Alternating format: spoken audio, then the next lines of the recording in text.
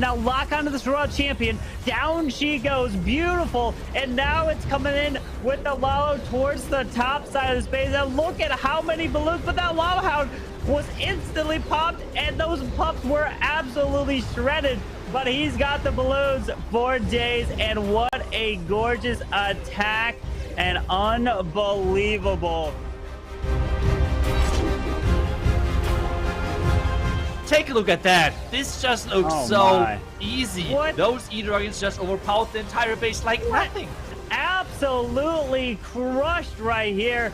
And he can swag his RC, not needing it there. And Sam absolutely showing off the power of the E-Dragons in Clash of Clans. Is it worth it to bring so many hounds? That's the main question. We have now 3 hounds on 1 air defense. That's just crazy. This is so much tanky power, but 2 more hounds are popping, and this means only 1 hound is left at this point. Not catching it in the vulnerability, which means the hound is still like getting taken down quite quickly. There's the freeze now. We have still the Warden ability left for the back end. Warden can be used now to protect the Royal Champion as well. Is he doing it? Last second, the giant bomb was coming up, and with the last second, he's getting things done. We can see it already in the first game. He knows it's going to be a 3-star, and this is why everyone is fearing his Lalo. Is dealing, I think, not enough damage, and this is looking good. And he's had a handful of hogs with the Warden assistant, and he's smiling.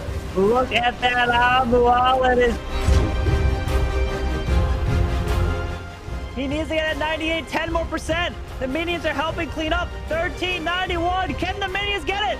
Balloons, the final, the Warden's helping. It's gonna rack up at the final second. 93, 94. Oh my gosh, no way. No way, 97. What? Is it tied? What? It's tied. Welcome to day 2 of the Clash of Clans Worlds Warmup. I'm Carbon Finn, joined here with Lady B. How are you doing today? I'm doing great. I was loving watching those clips, especially that final one that came in just down to the wire. That was one of the best moments from last week. But definitely excited to be here and see what incredible action we have for today. Absolutely. Let's take a look at the tournament format and see how it's broken up and essentially how these teams got here. Well, there was 4 qualifiers, and the top 2 teams from all 4 qualifiers got invited here to the double elimination bracket.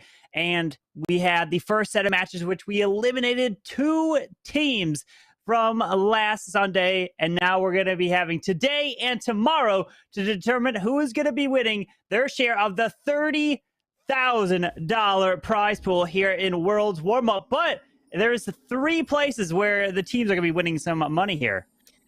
Oh, and a big chunk of money. Third place is walking away with $5,000. Second place with $10,000. But the first place winner walks away with a huge chunk of $15,000 in this prize pool. So there is a lot at stake here. And you got to get into that top 3 position in order to do it. It is not going to be an easy task, though, with the teams that we have still standing. Yeah, and the teams we saw to start was the 8 teams here, and then we eliminated 2 in the very first day of competition, which was Team XO and Absolute Zero, and the final teams remaining: VN Tompinai, Tribe Gaming, War and Glory, Vatang, SpaceStation, and Queen Walker's Stephanie.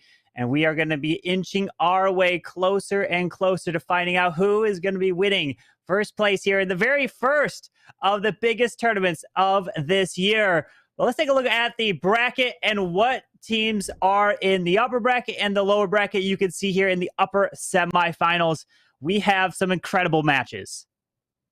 Oh, we certainly do. Queen Walkers versus Space Station Gaming. This is an epic matchup.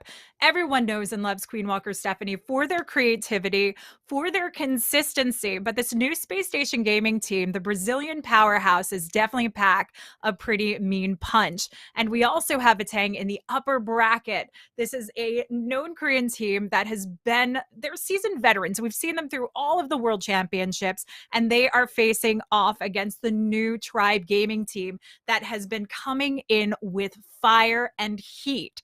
But Carbon, what's interesting to see is this lower bracket that we have here. Indeed. VN Tompinai and a War and Glory, which the storylines have written themselves. And big storyline down here is Absolute Zero. Many people would have thought that Absolute Zero would be in the finals, or if not winning this tournament here, and they were one of the first two teams knocked out. And VN Tompinai down in the lower bracket. That is a very surprising down there, but hey, you're in the lower bracket, which means you still have a chance. And that's the beautiful thing about the double elimination format, is you will have to make your way all the way to the finals. And then if you make it back to the finals from the lower bracket, you do have to win that twice, because the team from the upper bracket has to have that first loss. But they're going to be trying to make their way through. We have tons of wars here today.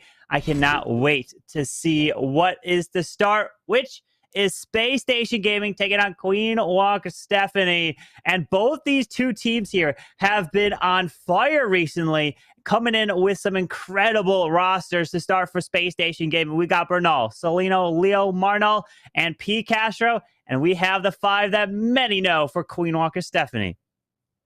Yeah, Gaku, Klaus, Stodger, Stars, Yuta, each of them with their own functions for the team that have their own style, bring their own personality and their own creativity to the game. But I think our eyes are always on Klaus and what he's done.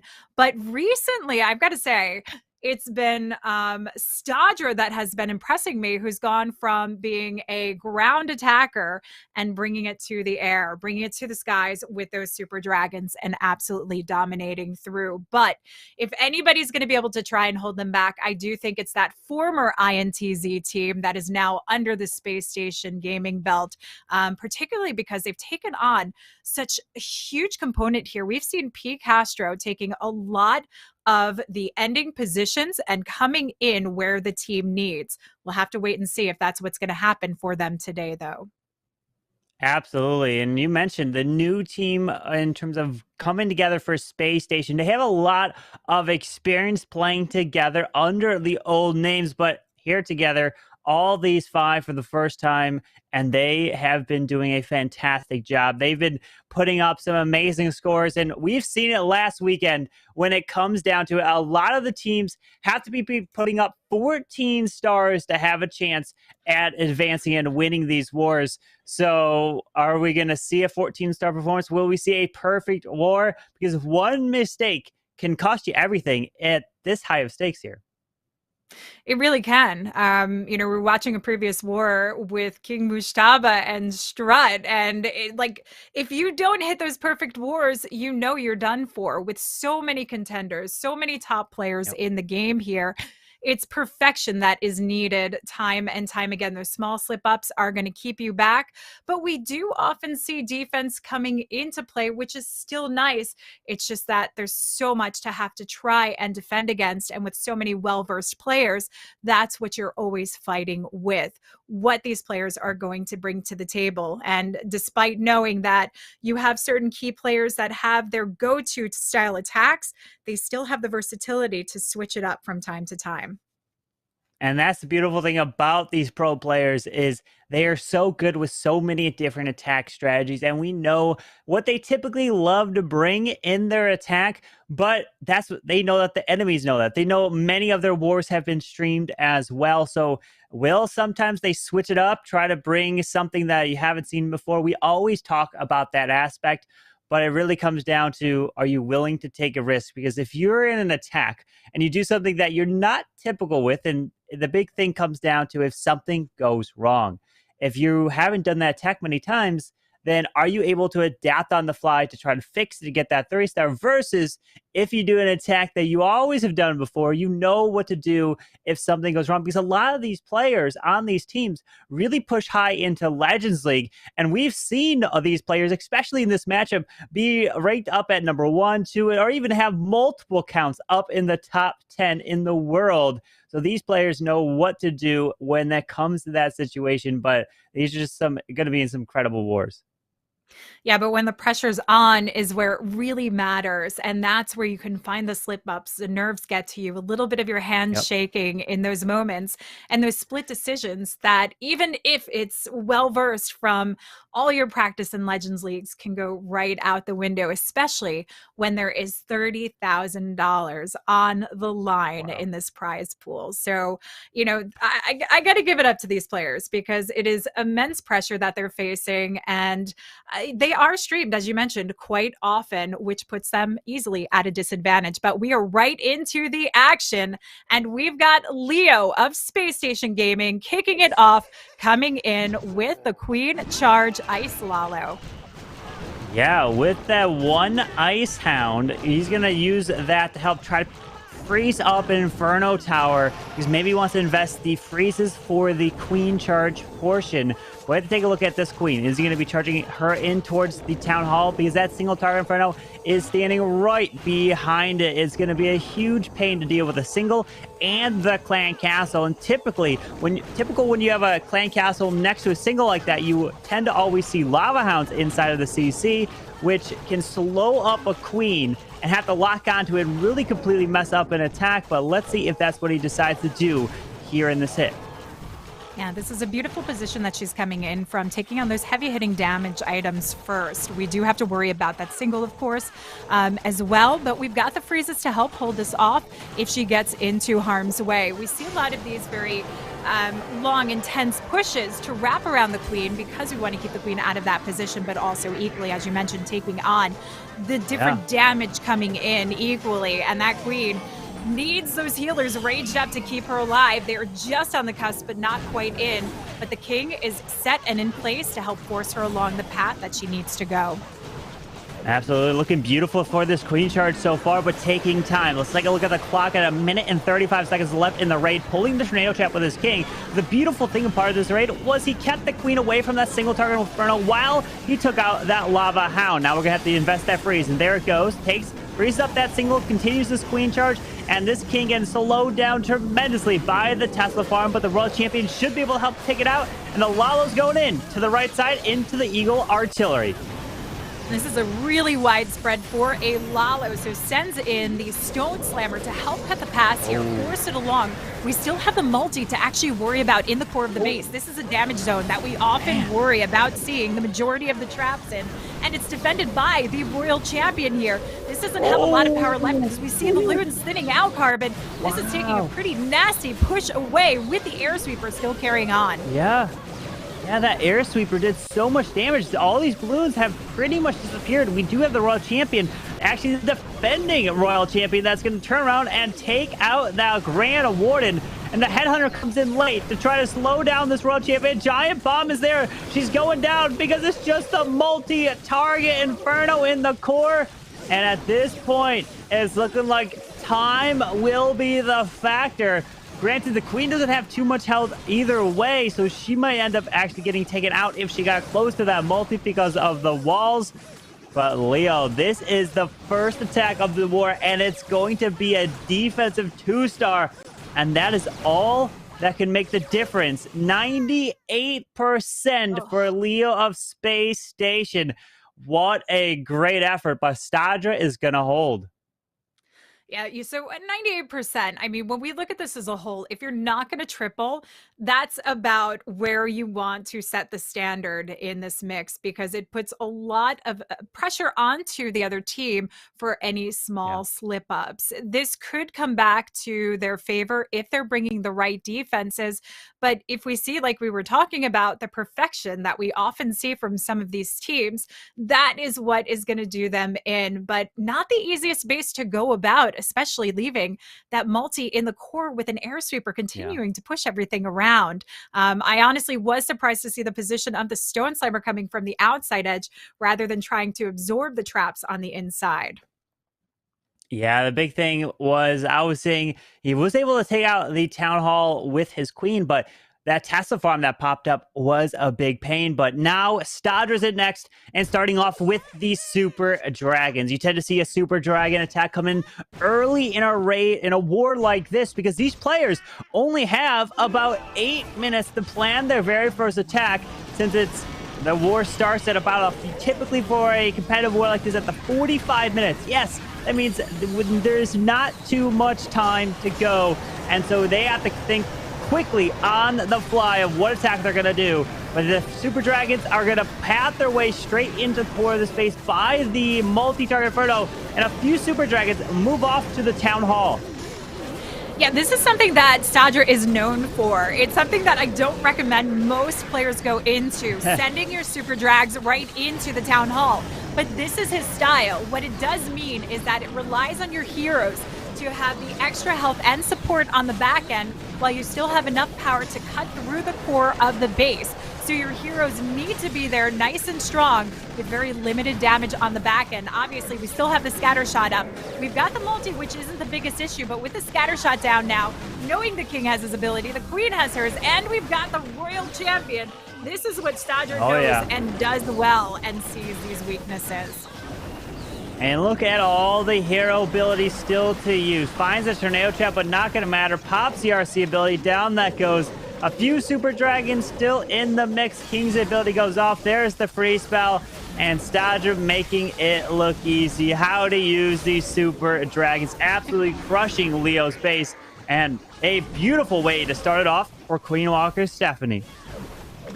And you talked about the approach of, only 8 minutes to really plan these attacks. And this puts a team like Queen Walker Stephanie at a huge advantage with this particular style attack, which doesn't take a lot of time to really plan and set up and gets them in that nice, easy frontline position. It's a good strategy at the way that they're using the lineup of their players, the order that they're putting them in order to get the rest of their plan set to go. So I think a very, very smart move from them. Yeah, we tend to see Queen Walker Stephanie typically stick with the same lineup of attackers. We always know that Yuta is always going to be the final attacker. I don't think ever talked about it in the World Championship. Not once, even including last year, has he ever attacked other than fifth. He's always come in as the closer for the war. And we interviewed him during the World Championship and asked him about that in terms of why do you always go last? And his response was he loves to close out. He likes the pressure because that's what it is. The pressure is there. There's not that much pressure in terms of coming in first because you feel like if you do fail, you can try to help make up for it later in the raid. But if you fail in the last attack and that costs you the war, that's what people remember. So he is always up for the challenge, which shows how good he is. But SpaceStation is going to have to answer with their own 3 stars to keep pace in this war. They certainly are. And, to speak to Yuta, I think that's just such a commendable position to be in as the team leader, the team captain, having to take on that pressure for the rest of the team and take the weight on his shoulders when it does matter. But more times than not, we often see him finishing off the job successfully for his team. But as you mentioned, SpaceStation Gaming needs to try and find some ways to get back in this. A 98% 2-star isn't enough to necessarily hold them back if they can find the right defenses, but they do need to follow this up with a strong 3-star. And we'll have to wait and see. We often, I feel more times than not, are seeing a little bit of a switch up in their lineup, though Picastro tends to be the final hitter for them. Yeah, Bernal coming in with the next attack, and this time bringing a ground attack, the Queen Charge Hybrid. We know that Bernal loves to do Queen Charges. Usually it's like Queen Charge Lalo. So he's switching up and bringing the ground in this one. And those Headhunters are doing a massive amount of damage to that Queen. And he's forced to drop that free spell to try to keep her alive. There's the Rage. Come on. Oh, no, the Queen's ability has been forced. this is going to make it very difficult. These queen abilities, when you're coming in with almost any charge, is meant to come in deeper inside the base as you get to the brunt of the defensive force, getting past the town hall in particular. So this means the life of the queen is going to be highly limited coming through this. And when you come in with hybrids, your queen is almost everything to ensure that you have the cleanup power coming through to the back end of the base. So we'll have to wait and see how he can re-navigate this, what he can do to try and compensate and adjust. But this might not be the 3-star that they were hoping for. I think if anyone could try and pull it back around, though, it would be Bernal.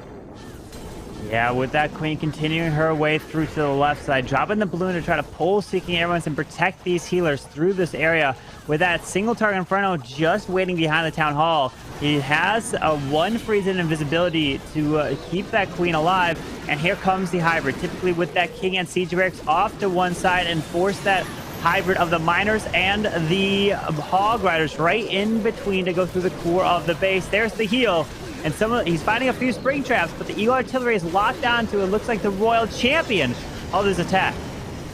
It's these multis that I'm most concerned about coming through, but Pops that Warden ability to try and spare those miners straight through the core of the base. They take the pass. He's got 1 more heal to drop down. That's a perfect spot. Freezes up the multi, but coming into that scatter shot position is the opportune time. And he drops it, sparing all of those miners straight through as the Royal Champion Hogs round the corner through the Eagle to take on the adjoining compartment here. This is looking pretty good here as the miners did clear the core. The queen is beating through the wall, does not have her ability as they used it early. But now with the Royal Champion, he's run out of miners through the defenses. Her ability's been forced, hits the bomb tower. And now it's a matter of the Warden joining in with the queen to try to keep her alive. But he's only got 25 seconds left in the raid. Time is not on Bernal's side, and the queen knocks out, is down for the count. And this means the Warden does not have enough time nor enough power to get the job done. As good as that was looking, it fizzled down so fast. And this is where you really can see having that queen ability would have been the extra difference maker in the 92% to the 3 stars. So Queen Walker's coming in with some very strong defenses today against SpaceStation Gaming. Yeah, that is surprising. Their SpaceStation falling short in both their attacks. But remember, this is a double elimination. So if you lose, you're still in this as we are in the upper bracket semifinals right now. So this is where upper bracket in terms of you lose, you go down. In terms, the next opponent would be VN Tompinai. And then also down in the lower bracket would be War and Glory. So they're waiting for their opponents. But you don't want to go to the lower bracket. You want to make it to the upper bracket and continue your way through. And Queen Walker Stephanie are looking really good if they put a 3-star on the board to do just that. They certainly are. And going into that lower bracket, you've got VN Tompinai to face off against. So yeah, definitely not going to be an easy challenge going down there either way. But let's see what Gaku has in store, and most importantly, what SpaceStation have in store defensively here, if they can hold them back. Now we've got the Queen Charge Drag Rider, but we've got the Wall Wrecker to start opening up the pass. Queen's coming in, working her way through from that long edge of the base. Now, more times than not, we actually see the the log launcher actually opening up the course coming through, but this is a little bit different of a split that we have coming in as the Wall Wrecker is opening up across for the King and Royal Champion, with the King taking a beeline outside the space. Let's see if we have some Yetis to take on the defenses inside the core. Yeah, that Wall Wrecker takes out that multi-target Inferno right there in the middle. It's continuing its way through, pulling out that CC of the Super Minis. There's the Rage of a Rocket Loon and Yetis to try to help now jump over the wall and take out that Quora multi-target Inferno. And what an incredible value. You don't see the Wall Wrecker being used all that much nowadays, but it did receive that little bit of a buff, and he used it beautifully here. Gaku, what an incredible start. And this attack is looking fantastic. It really is. We've got the opening in the Queen for that wall leading to the Town Hall, and the extra super wall breaker to get the pass into the Town Hall compartment itself. So he's already lined up what the Queen needs to move in, take this on, and these 5 drag riders can work easily from the northern side of the base. From 12 o'clock, get into that scatter shot compartment with a Warden ability to help sail them safely through. Yeah, there's the Warden internal tome going off. We got the Headhunter actually got sprung, but one of them is still working onto the Queen as the Dragon Rider's coming around. There's another freeze onto the single as the Queen is pathing her way to the Town Hall. Still has her ability, an invisibility spell no matter what, and this is looking fantastic here for Gaku. With the Sneaky Goblin off to the right, Queen's ability secures the Town Hall, and now it's a matter of cleaning up the rest of these defenses. This is absolutely stunning coming in from Gaku. Never ceases to amaze us with what he comes in with, but look at the power and strength. With all of the drag riders left over here, Queen's still carrying strong through to help with the back-end defenses, despite all the traps on the backside of the space. It aids stopping this one up. And we've even got a little swag to boot with that invisibility spell. Kudos to Gaku. You can see the smile on his face, taking a sip to celebrate. And Queen Walker's still hanging in. Insanely strong, Carbon. It was a beautiful attack. That wall wrecker going all the way into the middle to take out 2 Inferno Towers, both of those multis. And we don't see the wall wrecker being used all that much, but it was used in terms of by itself. So it could go all the way through the middle, get that value, and create a perfect path for the Dragon Riders to the top side. And that is the strength of Queen Walker Stephanie coming in with back-to-back triples. And if you can't put up triples like that in this war, it's just going to get out of reach so quickly. And that's why we talk about it. You have to be putting up 14, have to be putting up perfect wars to be winning these wars. That's why one mistake can cost you even a 99. Even though it's so good, many players would be seeing it like, yes, I got a 99% 2-star. At this stage, that is a disappointment, and you can't afford that. But now SpaceStation must pull away with all 3 stars to have a chance and hopefully have some defenses. And Marnal is looking to do just that. Yeah, the way Queen Walkers is going, I mean, they just seem unstoppable. But Marinol, the beast himself, coming in. We've got the Inferno Drag Rider. I feel like we're starting to see a little bit more of this coming into fruition in the past few weeks. Nice speedy attack, which when you have some wars that come down to time, this could be a big difference maker, and it still offers a lot of power. But starting to section this off nicely, taking down the Town Hall early is always a nice option because you're eliminating that pass-through for the Poison Bomb and helping to set up the navigation, of course, for your Inferno Drags and Drag Riders to move in place. Yeah, with the Inferno Dragons coming straight on in and using a bunch of skeleton spells to provide a distraction so that his heroes do not get locked onto the defenses. But that one Expo did decide to say, hey, I'm locking onto that king and slowly trying to take him out with the Warden ability going off to help protect as many of these Inferno Dragons as possible. Straight into the core by the multi, the single, the Eagle Artillery, and trying to use some more skeletons to provide distraction as he pushes his way through into the core.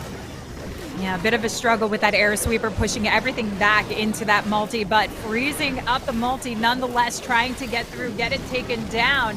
That air sweeper absolutely unrelenting in letting these Inferno Drags through, and that could be a problem. But we still have the Royal Champ who can actually cut in, work on what's missed out. We do drop the invisibility spell, but a bit wasted on this one, unfortunately.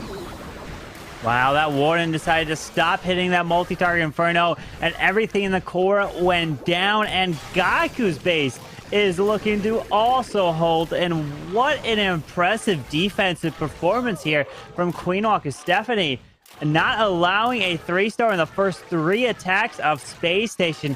That's an incredible feat right there. And it is double elimination, so SpaceStation still have a second chance. But they're going to be fighting in the lower bracket at this point unless something crazy happens in this war, because it is going to be 6-6 at the moment. But Queen Walker Stephanie have one less attack used. They do. Queen Walkers is definitely in a solid position here, and I think it's very difficult to see an outcome unless maybe like Klaus were asleep. I think that happened once, perhaps. Oh my! I don't think that's gonna happen here. I don't think that's going to happen here either, not with a prize pool on the line. But, you know, the way we can always look at it is that lower bracket always gives teams more opportunity to shine and get some gameplay in. And I feel like some teams actually like to do that. Yeah, some teams want. Hey, just being in here is an absolutely incredible feat to make it here because you mentioned the prize money. Well, yes, $30,000 prize pool here for the Clash of Clans Worlds Warmup. First place taking home 15,000, and it only pays out to the top three.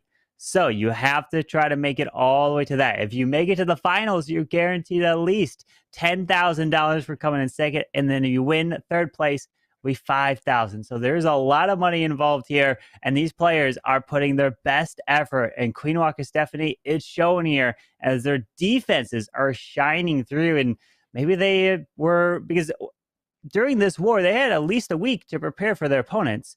As in, if you go to a lower bracket, you didn't know necessarily who you might face in terms of if you win, but looking like their defenses were ready. And now one of the best air attackers in the world. We've got Stars coming in and not coming in with a lava. Well, is it a mix of a lava? It looks like he's got a lava hound. Okay, so it's probably going to be a blimp. So the hound protects it as he flies his way through with a blizzard. And he's going to make that one air defense invisible. So the hound ignores it, flies across to find some traps, and he sends that blimp into the core of the space. Wow. This is going to be an interesting one. We've even got 3 bat spells in the mix for this attack. Stars coming in with something that we don't often get to see because, like you mentioned, he is known for his Lalo, switching it up a little bit.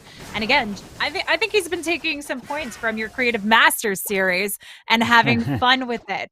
So we still have the multi up, still standing here, is going to need to be taken down, but clears out that entire 430 compartment, giving the Queen some nice easement to move in and start her section up towards that 12 o'clock side. Yeah, I think he wanted to take out that multi-tower Inferno with potential a few wall breakers inside of that blimp. And since he didn't break open the walls there, it's going to be standing up, and that can be a big problem. But I think he's going to send his Royal Champion into that multi-target Inferno there to help take that down, because she could path to that multi, the Tesla, and then the other multi as well. So let's keep our eye on where she goes, and as his heroes are pathing their way to try to secure this town hall now. I think the only unfortunate thing is there's no invisibility spell to try and help carry that Royal Champ through, but it doesn't look there are too many obstructing defenses that would keep her from that pass in the core of the base that you mentioned.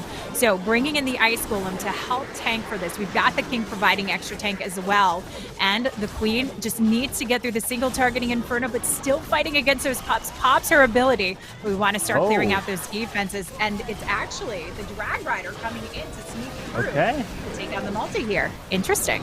Yeah, a solo Drag Rider should try to clear that multi-target Inferno, decides to send the Royal Team into the bottom side of the space, and the Unicorn has gone off to the Dragon Rider, and unfortunately the Unicorn not able, you know, that what a valiant effort there, Unicorn, trying to keep that Dragon Rider alive. Pops a perfect warded ability, which one Dragon Rider will path its way over towards that multi into the core. But it looks like the Royal Champ has died down very early through that ability. Queen going down or the King going down fast here as well. That Royal Champion could have helped out quite a bit. Drag Riders are spread out quite wide and thin here, but still have the power to get this done. And with the bats coming in on the back end and very limited splash, just that one Wizard Tower that's already distracted, this is done. Stars has this in the bag, even with only 14 seconds left to go. And deployed the bats within the last 20 or so seconds and getting the 3 stars still. And that is now 9 stars in 3 attacks. They have been just dominating in this war, and they're just showing their strength on the offensive side and the defensive side as well. I think they're showing their strength in the way that they're actually approaching bases. I mean, we are seeing non-typical approaches to these bases, like we saw with Gaku, bringing in the wall wrecker to get into the core, not even using it with the king, but bypassing around. And now just they're picking apart bases in a way that we are not seeing most players do this. And it is beyond impressive to see the level of attention that they have with only 8 minutes to actually prepare. Yeah, it's incredible what the type of attacks they're doing. But the next attack is in for Celino, and we are seeing the Queen charge Lalo, looking to be putting the 3-star on the board. And you hate to say it, but they're looking to put their first 3-star. And as this is the fourth attack for them, so that is very tough here. But at this point, they just want to start to get momentum, knowing that they can put the triples and they can take that going into potentially the lower bracket. And the Queen moving along in a nice path to take on this town hall.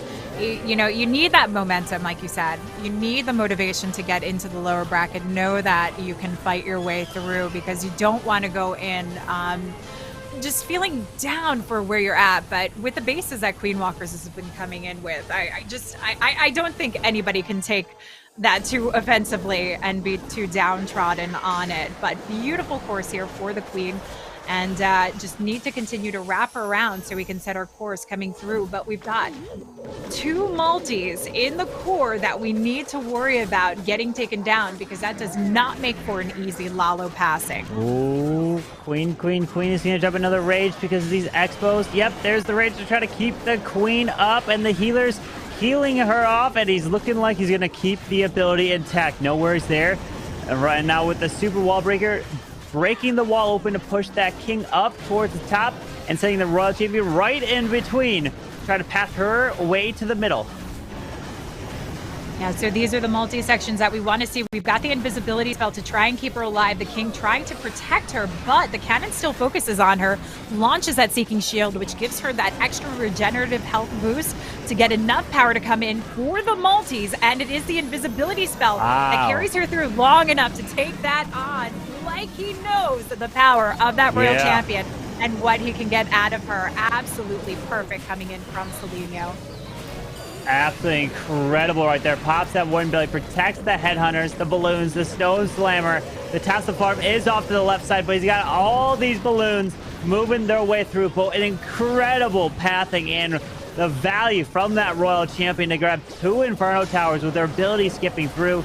Rages that Queen up, and notice the scatter shot is distracted, so he's definitely not going to be popping this Queen ability, because if he did, it would cause the scatter shot to reroute and go and target those balloons. So he's keeping that Queen ability intact to the very last moment with 30 seconds left. A final free spell, one more free spell actually to use after this, and this was a crushing attack. The value he got from his RC was insane right there. What a beautiful attack from Celino from SpaceStation. I mean, I'm just chuckling with the 3 freezes at the end that, honestly, with the amount of loons that he had, with the Queen ability, with everything he had left over, wasn't even needed. But he is showcasing the power that SpaceStation has behind them. I think they just need some time to warm up today for the warm-ups. That's maybe what it comes down to. And we know Celino's warmed up and ready to go, at least for the next round. But we still haven't seen what Klaus has in store. We've seen some amazing attacks coming in, a lot of creativity from the Queen Walkers. But does that mean we're going to see something crazy coming in from Klaus today? Who knows? At this point, it may be that he knows he's got a lead. All they got to do is just put up 2 stars at this point, and they will be winning the war, because they've already started off with the 3 triples to start the war off. And they're going perfect so far. Can they keep pace with that? But Klaus loves to come in with the kind of the atypical army, something that could be crazy. But is that the case here? He's got a handful of freezes with 27 balloons, and he wants that king to go into the bottom side, followed in with that log launcher, and that's going to try to get the value all the way into the middle of the space. So coming in with a big push. A lot of times when we see this, we often see the Warden coming into play through it. But with the Lalo, I would imagine he wants this Warden to work along, especially with the 27 loons to come in for this push. And we are leaving the Town Hall, of course, open on that back end to have to get through by trying to eliminate the damage. It's very similar to that Sohim style attack where we get through the core of the bases and have to come in on either side. I think that could be interesting to see a Lalo push coming in from both ends, but bringing in the Royal Champ for the multi and scatter shot section, working alongside the Queen. Nice, smart move to start mitigating a lot of the damage here.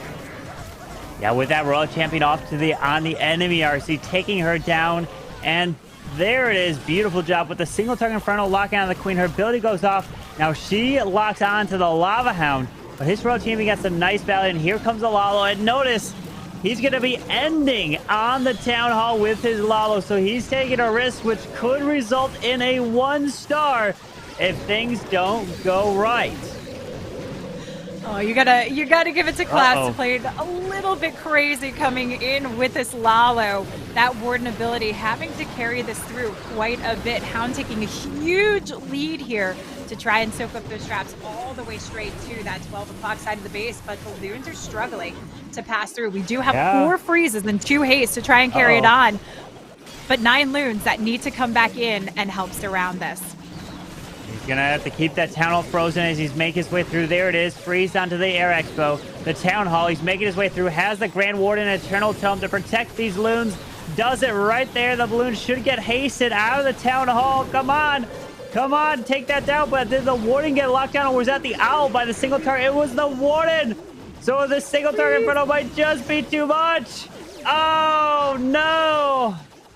Those balloons got picked off from the Town Hall poison there. Yeah, and these 2 freezes that he could have used to help spare the Warden even with a single, try and work through, help take the heat off the Expo.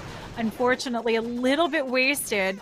And we've got SpaceStation Gaming getting to see their first defense. Now, Queen Walkers know they're in a pretty good position here. But this has got to make SpaceStation Gaming a little bit happy to start seeing that defense coming through at the end. Yeah, they're happy there. Bernal with the defense, especially against Klaus right there. And the minion grabbing just a little bit more percent, 97. And we have one more attacker coming in from each side for SpaceStation and Queen Walker Stephanie. We already know that Yuta is going to be closing out. We talked about it at the start. Yuta is always the closer for Queen Walker Stephanie in all their wars, pretty much no matter what. It's kind of just a rule, a part of their clan. But what is SpaceStation going to be doing? Is it going to be a Lalo, which we've seen? We've seen Hybrid. We've seen Dragons in this war as well in terms of the Super Dragon from Stadra. So we've seen a mix of things.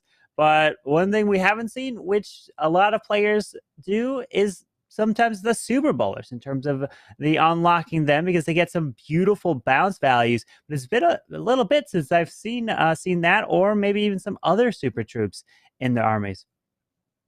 Yeah, the Super Bowlers, the Super Bowlers smash, definitely a nice combination, and tends to be a pretty big go-to for the ground style, particularly with some of the Legend League box style bases that we're seeing that can cut through very nicely. But we do have Pete Castro now as the finisher, and he often takes his position. Oh, coming in nice and fast with the Skelly Donut. Is he going for the triple combination here? We've got the 2 multis. We've got the CC. This is not an easy feat, but he manages to hit all 3 marks in here and get it taken down. Good value. People that, if you're watching right now, you don't understand how difficult that is. It is absolutely insanely difficult to try to manage, because you drop that invisibility spell 1 tile wrong, and that a whole Skelly Donut goes away, and you make the CC, the multi-invisible, and the whole attack can be over just like that. But now he's sending the king to go get the scatter. Pretends you can have the queen reach the town hall, and the beautiful thing is he doesn't have to worry about a clan castle or multi-target inferno for the Lalo. Nope, makes this so much easier too for the Sui approach coming in. Eases up the pressure, gives more power for this king to cut across, defend for the queen, take on the surrounding defenses, and give the queen even more opportunity to clean up on the back end. But she's going to cut her way in, get to that town hall, not stray, work for the battle builder hut. I'm a little bit worried about that side cannon, Queen. and she's going for a walk, drops the invisibility spell. He needs to get her back in fast. Whoa, and But he can't take the town hall down with... okay. He invests the freeze because that queen would have been taken out by the town hall. There it is. Mortar goes down, and now here's the Lalo over to the top side.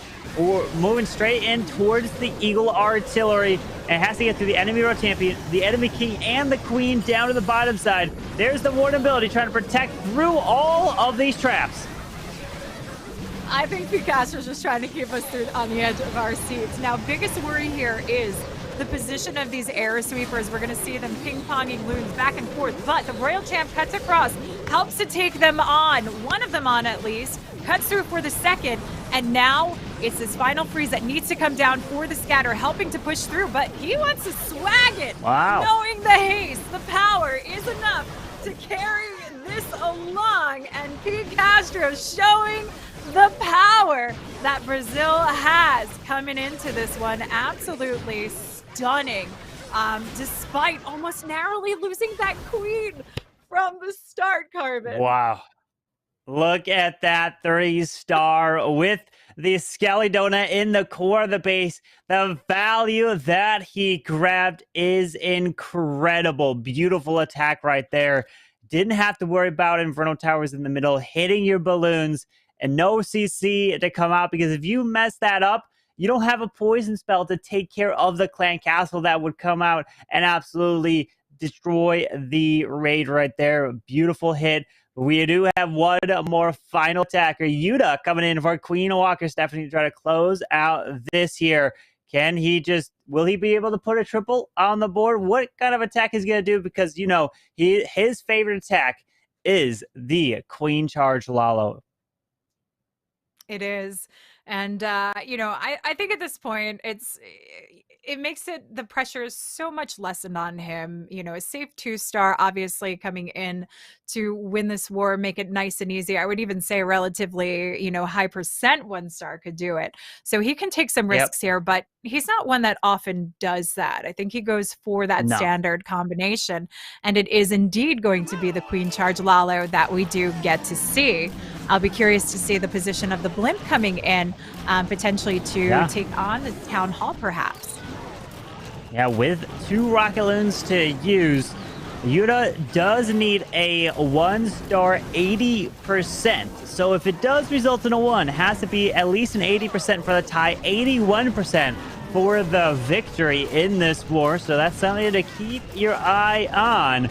You never know what might happen, because we have now the CC, the archers coming out from the core, and now the healers being delayed, coming in at a different angle with rocket loons now coming out of the CC. Is he going to use a rage spell there to help take that out? And there's the poison on the super minions. And this queen, she makes her way straight into the core, can grab basically everything of value in the middle, and then he could just Lalo from the bottom side over the eagle and then send a blimp for a town hall. Yeah, this is looking lovely. So we're already actually starting to line up the loon passing here, clearing out. Checking for any traps along the way, get this blimp set and ready to go to move in. And the rocket loon's beautifully used to take on that AD. So town hall, all but secured, coming in here with the sneaky goblins to take it down. And like you mentioned, that queen right there in the core taking on a lot of damage, but drops the rage and the invisibility combination to keep her alive, spare that ability to cut through, and takes out the multi and any potential damage to these loons. And he locks up the victory right there with the 2 stars. What a great job there from Queen Walker Stephanie. Pops that queen ability to help out take out the Air Expo, the Wizard Tower. The Lalo's moving its way over to the right side into the Tesla farm with the Royal Champion locking on to the enemy queen, taking that down, hasting, freezing, doing everything his way to victory. A beautiful job right here from Yuta. and the Queen Walker Stephanie, pushing them to the next match, the next round, staying up in the upper bracket and sending SpaceStation to the lower bracket, and now having to compete and stay alive down there for their chance at the $30,000 prize pool. A beautiful hit coming in from Yuta, and it is a 3-star, putting them at a 14-star victory in this war. They are just giving themselves extra chance now to move in to that top 3 position for some of the big prize in order. $30,000 on the line here for these players to get in. But what I can say about Queen Walkers is they are warmed up and ready to go for this season. They have had so many close opportunities as the vice world champions through the world championships. And if they keep at this rate, this year is going to be absolutely insane, Carbon. It really will be. And notice the one fail was from Klaus of all attackers. They had 97%. That's what you have to do. If you fail in these wars, you have to be failing at a 97, 98, 99% to be keeping pace with these players. It's just 3-star after 3-star rolling in. And that means we'll take a look at the bracket and push Queen Walker Stephanie to the next round. And then we'll find out who SpaceStation will be taking on. But incredible performance. Look at that. It was a beautiful job from Queen Walker Stephanie coming in with all those 3-stars. But we know, Lady B, there was some really nice attacks, but I think we're going to pick one attack to break down, and the one I want to do here is going to be the one where Gaku came in with this wall wrecker to go in for the multi-target inferno. So let's go ahead and take a look at this attack here. He came in with the Dragon Riders with a little bit of the Queen charge right to the right side, but this is the key. The King pushing in towards this Eagle Artillery. He's going to help make his way, grab this value, and the Royal Champion. So after all this is cleared, the Wall Wrecker comes in behind to help secure all this. And he has a rocket loon inside of here as well, which will then go over the wall and help do a little bit of extra damage. But look at this.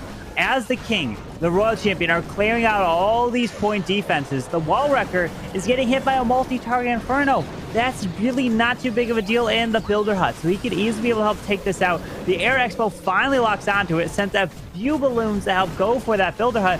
But at that point, the Wall Wrecker's already taken out the first multi. But look at this rocket loon that's going to come out of this. It's going to now move its way. There's the Rage.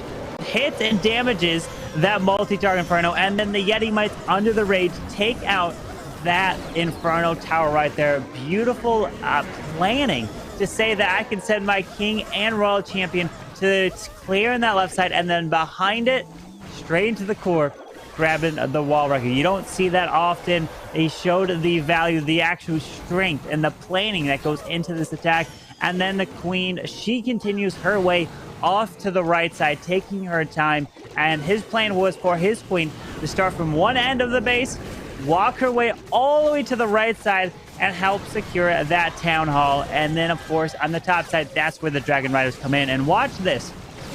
As the Dragon Riders come, there's the Headhunters, and notice what he does with his Headhunters. He pops the ability, and what he does here is he does not send the Headhunters on the same tile, right? You spread them out a little bit, because if you send them on the same tile, they can both walk over the same spring trap and get launched. Only one there got launched there because the Dragon Riders will not go for the enemy Queen or enemy heroes that hit them, like the Royal Champion. So you have to be very careful about your Headhunters, and pops the ability here for Gaku, takes the Town Hall down, and then the rest of it is just cleanup. Beautiful job, but I really wanted to highlight that Wall Wrecker and the value that he got. And hopefully you guys watching can plan some attacks using the Wall Wrecker yourself to get that value, because most people are probably using that log launcher nowadays, but that Wall Wrecker still has some great value. Remember, the health of the wall wrecker does not deteriorate like the log launcher. It will only go down when it gets damaged and loses its health from getting hit. So it could go for as long as possible. But a beautiful 3-star here from Gaku, showing the strength and just the beautiful planning in an attack like that. So let's now jump and recap where we're standing in the bracket here at Lady B. And we are pushing Queen Walker Stephanie to the upper finals. Oh, Queen Walker Stephanie in a very solid position. They are definitely showing that they're the powerhouses of this, but we're going to see SpaceStation Gaming actually facing off against War and Glory later today, which is going to be interesting. War and Glory, we really didn't talk too much about, and we'll get to talk more about them later, but we've got former SpaceStation Gaming members in there. Wow. Of course, Nick and Agent that are going to have to face off against SpaceStation Gaming. So this is an incredible matchup that we have coming later. It's almost like that Spider-Man meme, I feel, pointing at each other. But we of course still have Vatang to face off against Tribe Gaming today, to see who will face off against VN and Tompinai. So Vatang versus Tribe Gaming. Two amazing powerhouse teams that have been around for quite some time. But of course, Tribe Gaming has this new lineup. We have Kronos, Exorcist, Nebrax, who we've seen from the World Championships last year, but they've taken on Rakiras, formerly from Badzinger, one of the most amazing Lalo players in the entire game. And they've taken on Fluxy, also an amazing hitter. And we are already in the action, ready to go with Nebrax starting this one off. Jumping straight into it, starting off with the Super Dragons. And we saw an award just with the Queen Walkers. They started off with the Super Dragons, and Nebrax is doing the same. Super Dragons are a great attack to start off the wars when you don't have too much planning to do, and it's a very strong attack. Moving his way in with the Grand Warden, the balloons, going straight into the Eagle, the Scout Shot. But notice the Town Hall is on the complete opposite side, so it's a risk sending them through. So pop the ward ability, buys the Tornado Trap. So BSW was potentially thinking that this was going to happen, so he put the Tornado Trap there, but he still has the warded ability, and he perfectly uses it to protect that Battle Blimp. Yeah, just got to clip it right through the edge to make the pass here, but it's this clone minion combination that makes it easier because you can open up a little bit earlier before going to the Town Hall. When you have any singles or surrounding defenses that can really harm the dragons, this is a good way to go about it, and they of course get that great reach to the Town Hall. So perfect CC troop combination, cloning up those super minions to come in. And look how many super drags we have left over here, cutting through the pass. And the Royal Champion, who's not even yet on the board here, Garvin. Incredible. He sends now the Royal Champion into the multi-target Inferno, but Tribe Gaming is known for coming in with super minion blimps to help grab values like that. And down the air defense goes. We got Tesla Farm. Going to pop the RC ability with 2 freezes to use. And a beautiful 3-star coming in from Nebrax of Tribe Gaming to start this one off. Absolutely stunning way to kick this off. You can see the excitement on his face here. The team definitely proud to get the strong 3-star start. Going to put them in a good position. And, you know, this is really what sets the tone of the war. You know, when you can throw down the 3-star, you're putting the pressure on your opponent to have to match up, because any slip ups here really put that first team in the advantage point. Yes, absolutely. We saw in the previous one where they came in with the 3-star to start, and then, or in terms of SpaceStation, was a 2-star, and that sets the momentum in these matchups. And that's what you want to keep your eye on. What do the players answer? Are they going to be putting up the 14-star performances? Because that's what you have to do to stay competitive in this tournament, this bracket of all these pro teams taking on each other. But Super Dragons was a great attack to start off and getting the triple. Now we're going to have to see what Vatang is going to do with their answer, because they love to do Lalo attacks, and these teams have faced each other so many times, so they definitely know what the players love to do. And let's see if they've got some bases prepared for them. We'll have to see. You know, Vatang has also been known for some of their incredible defenses over the years. And I think that's what I'm hoping to see from them to try and hold Tribe back. But Tribe is a very strong team, which you were talking about earlier with the addition of Rakiras. But you've got a lot of Lalo players as well on that team, which makes them almost equally matched in thought process of how to try and defend against each other. So this really will be an interesting matchup between the two. It will be indeed, coming in with some beautiful attacks. And here is the next one. And this is the Hydra. In terms of the Dragon Riders with a double clone. First time we're seeing it here today. And the Dragons, the balloons are down, moving his way in with the battle blimp. He's going to try to pop that one belly, protect it, and he does. It includes that blimp, which gets hit by the Sinking Air Mine and pushed back by the Sweeper. Now using the freeze to help try to push that blip all the way across to the Town Hall, or at least close to it. And he misses the clone spell of the balloons. Completely missed out on that one. I honestly was expecting to see the minions, the super minions coming into this with the leading single targeting Inferno, the CC there, the Town Hall, and unfortunately went a little bit belly up, but the Dragons are on course to try and take on this Town Hall, has the freezes to invest to hold this off, and there's even a split up top. Right now, they are looking to save the 2-star here, but do have some hero support to try and rein it back in. Still have the Royal Champion to send in for that multi in the middle from the complete left side if he wants to. With that Queen's ability, it has been forced, and he decides to send the Royal Champion to the bottom side, where the King is, to try to maybe provide a little bit of distraction, but doesn't look like that's going to work here. With one freeze, the RC makes her invisible, so it takes her down. Has a few dragons, but can this still get the 3-star? Ability goes off. We've got the scatter shot now finally going down, but these dragons are super low health, and it's not going to be a triple here. And Fluxy holding with the 84% 2-star, and that is a strong defense.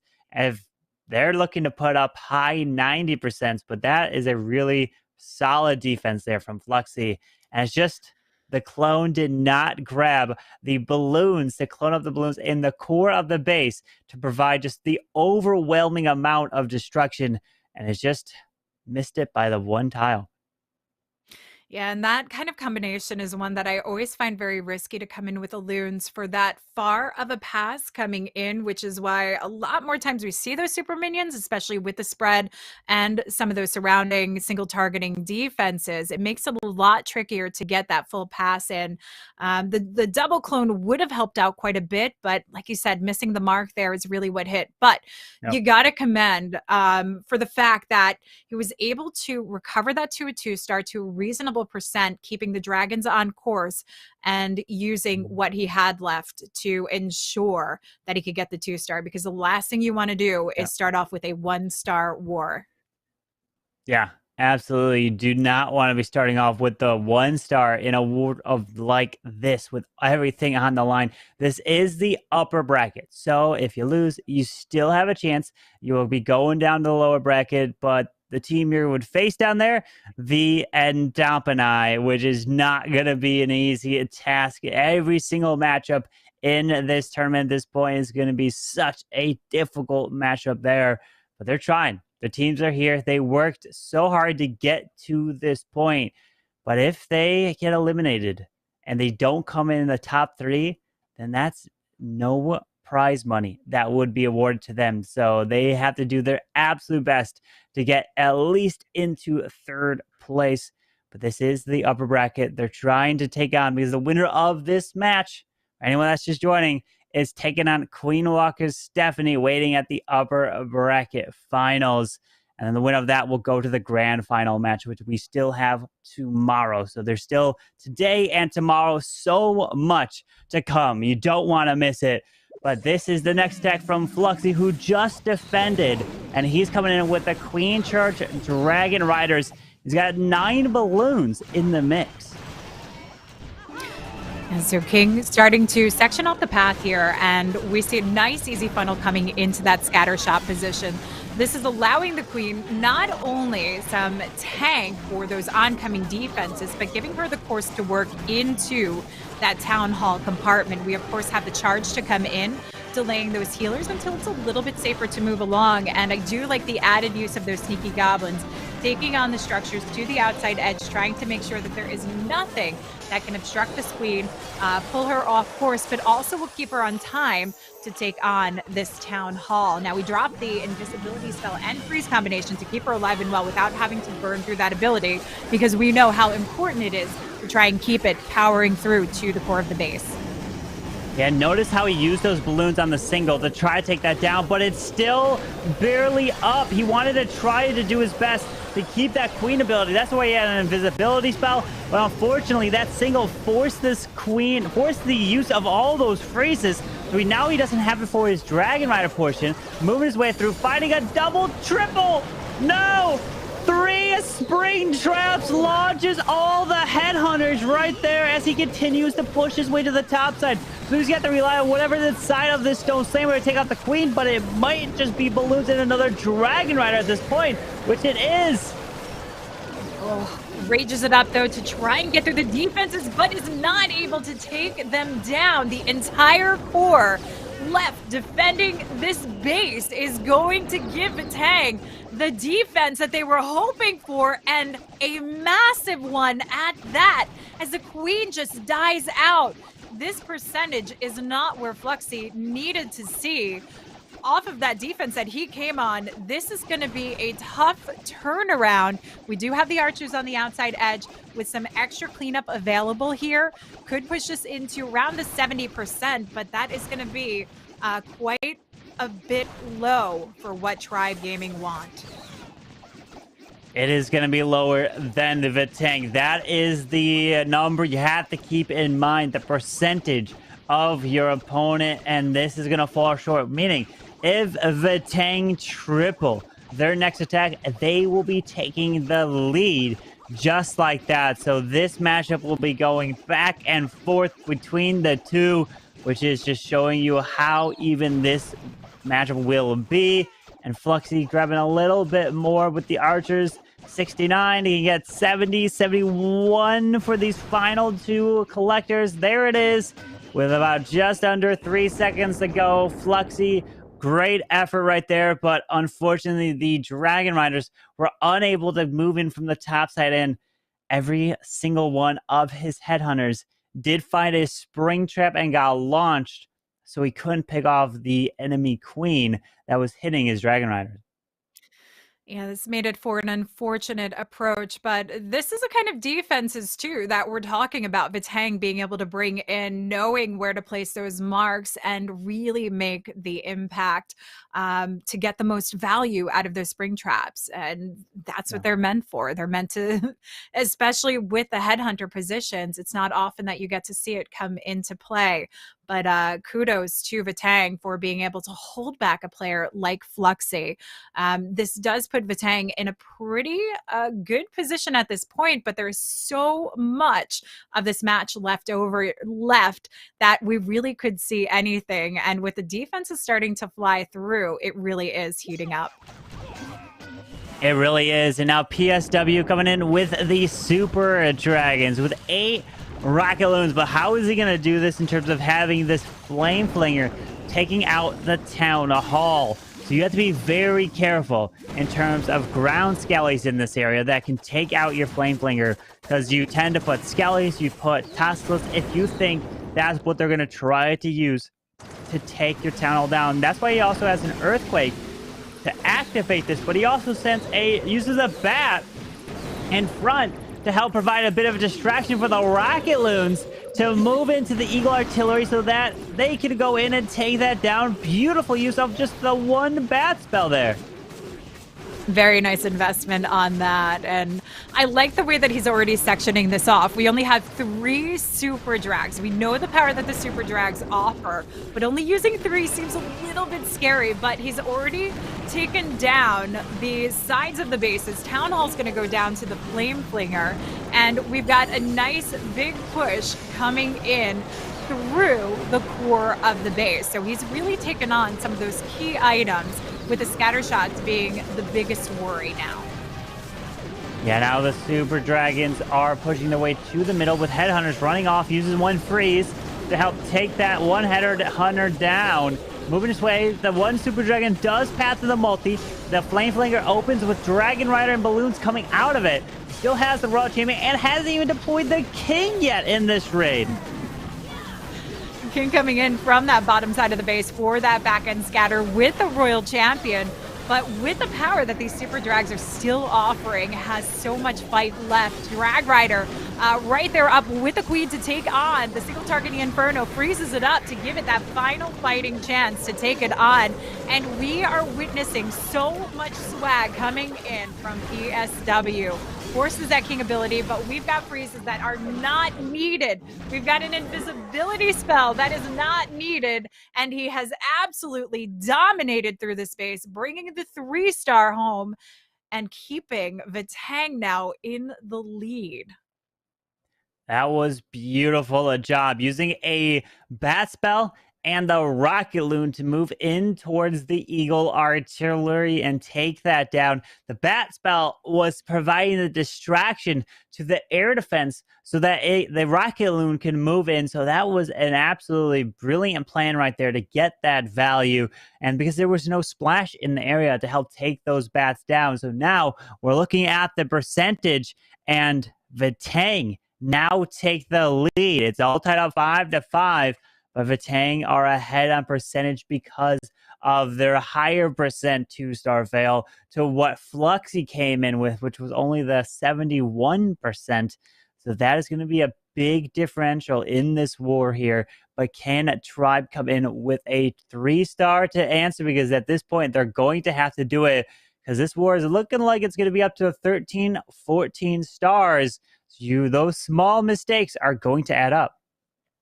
Yeah, we'll have to see defensively what Tribe has brought today to the mix. And we talked about that earlier, where it is difficult when you have players that do know each other so well and their styles, especially when they play similar styles, because they're looking at those different factors when they're testing and saying, well, this is how I would approach it. And that's where we often see the baiting coming in quite easily to hold back a lot of these well-known teams. But nonetheless, we've got Rakirez coming in. It looks like they're bringing in the reinforcements. He is known as one of the best Lalo players in the game. And this is all we see him come in with. But we've got the Zap Quake Lalo Blink coming in early to take down the Town Hall, sending in those sneaky goblins to take it down nice and fast. And let's see where we get the Zap combination coming in from to help make the connection for the heroes. And notice he has 6 lightning spells here. So he wants to, typically only requires 5 and an earthquake to take out a Inferno Tower. So he wants to get a little bit extra there with these, freezing up the super minion. The Queen's going in, and there is the lightning used onto the single target Inferno to help take that down. The earthquake was used, and the Royal Champion's ability going off to the bottom side, but we got a bunch of ground skellies and some Teslas popping up down there. But this Royal Champion's looking like she's making her way through that bottom compartment, and this Queen, don't tell me this Queen's gonna path her way into the clan castle and make her way to the core. Yes, she is. That's some incredible pathing for this Queen. Wow, that opening in the wall giving her every bit of access needed to clear out the core of the base. And that Royal Champ just hung on by the skin of her teeth to take down that scatter shot and give this Lalo the passing that it needed. Queen even taking down the King, that pesky air defense there. She's able to take out, and this Lalo has all the push it needs to carry through now. He's moving his way through the Eagle artillery, going towards the top side scatter and decides to send an Ice Hound up there. Pops the Warden ability, protects the Headhunters to take out the enemy Royal Champion. And this Ice Hound, once it pops, will freeze the scatter shot up. Needs to move his way into the multi. And he's trying to get there with the balloon and the Headhunter assistance, pulling some red air bombs. He's got to push his way up to the top. The Headhunter makes his way through. The balloon does some damage. Now a few more balloons pat there to take it out. And at this point, it's looking good for Riquires. Oh, absolutely. Especially with the split of the balloons because of the splash, but the tornado trap and traps almost hold us off. But the minions have it under control. And he just needs his cleanup coming through. Ooh. Wow.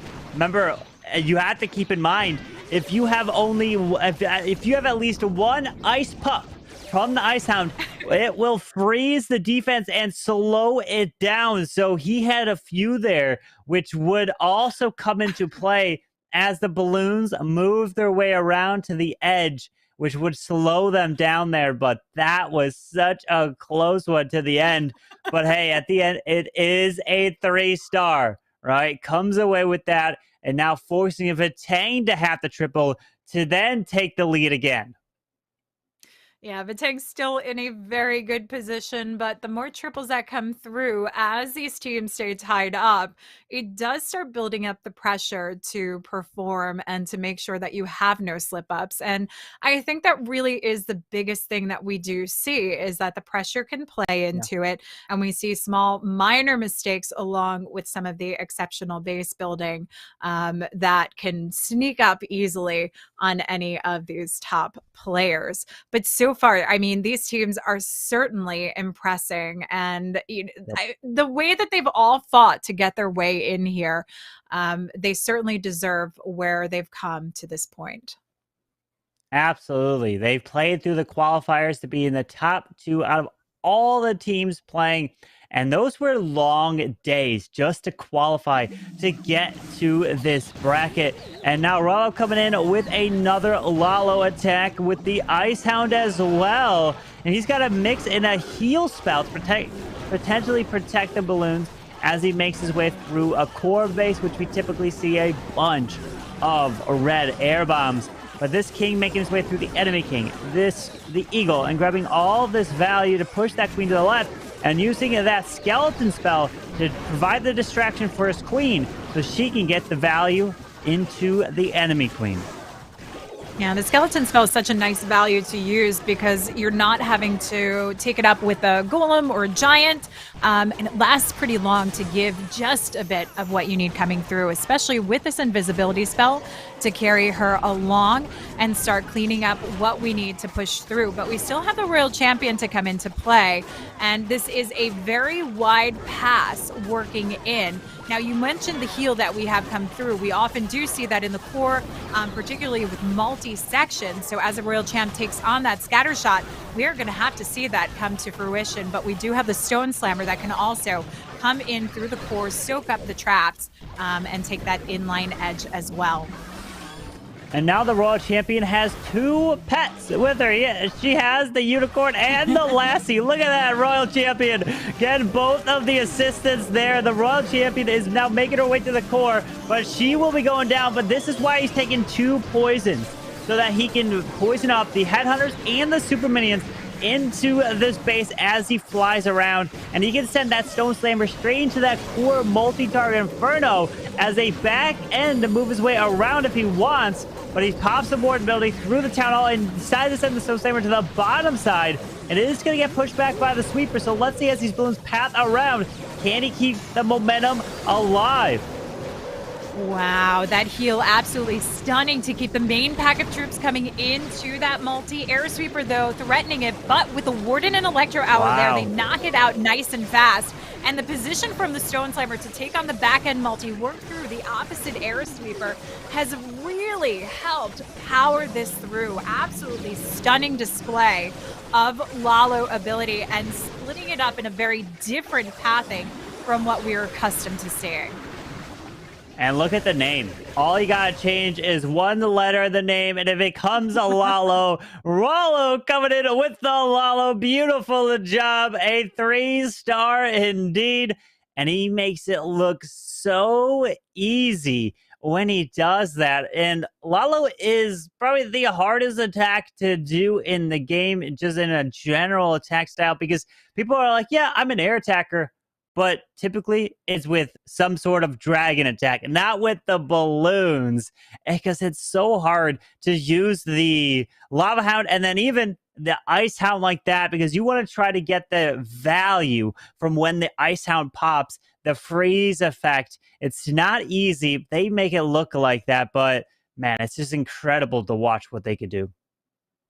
They really do. And, even with Lalo, it's all about the placement of the loons, how many loons you're bringing in collectively to hit each defensive item and keep the momentum moving along while also using your spell combination at the same time. It is probably one of the biggest multitasking strategies that we have in the game. But you're right, it's the Ice Hound that really adds it to an extra level, that you can see the thought process behind these pro players in how they choose to use it, but it really matters in the timing of which they execute it. And they do it beautifully in this war right here. And now Kronos is going to answer with a super dragon attack of his own. Starting off with the lightning to the top side. Wants to help grab the value to stop. Let's see if this blimp helps go for the town hall. Typically, we may see... Oh! We got a double sneaky airmine. We got sneakies, multi-mortar right there.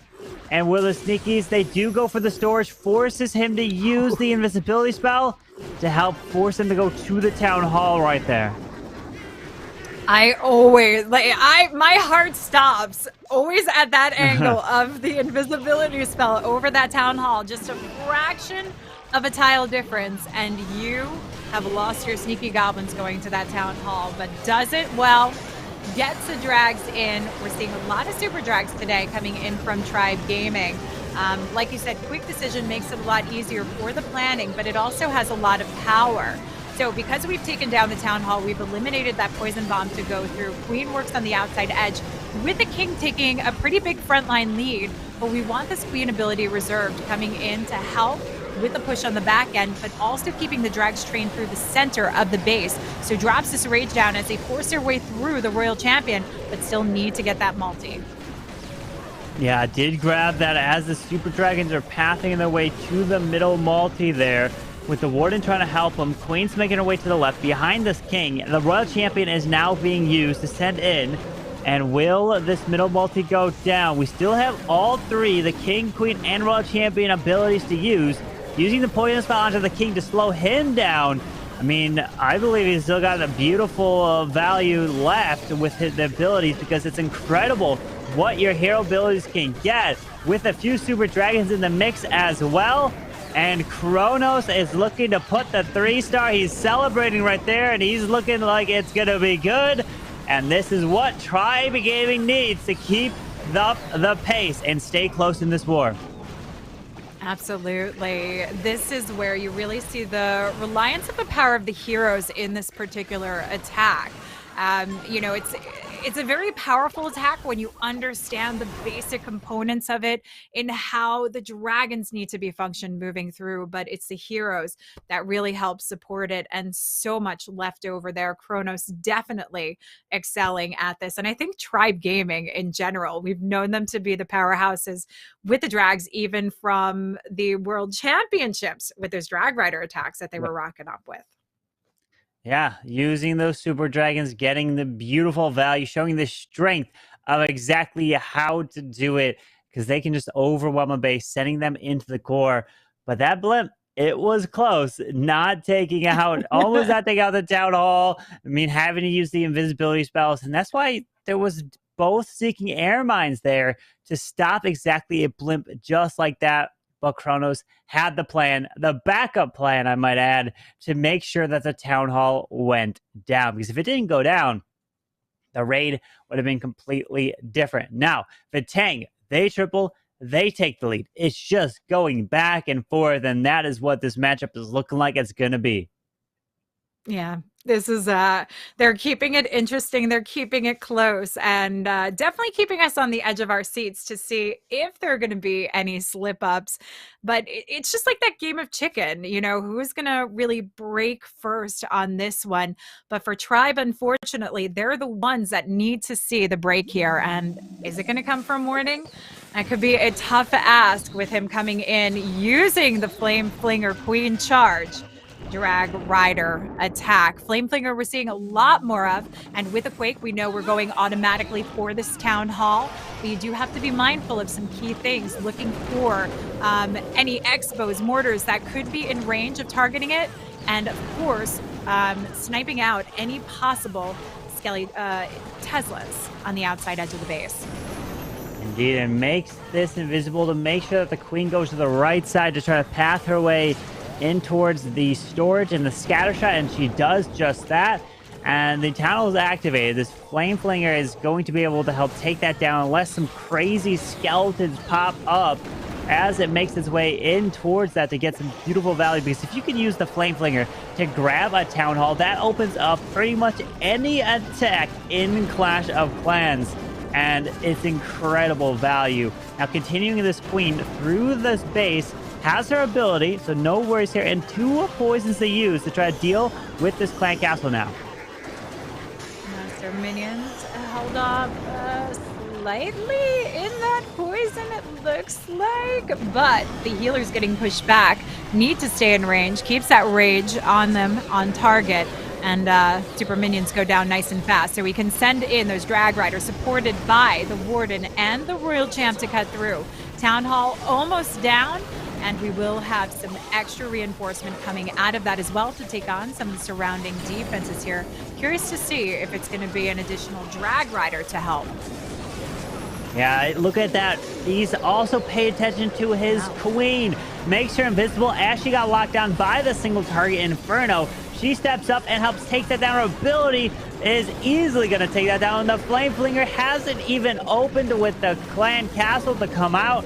And he got all the value with the King now going to the top side. He's providing distraction onto the scatter shot.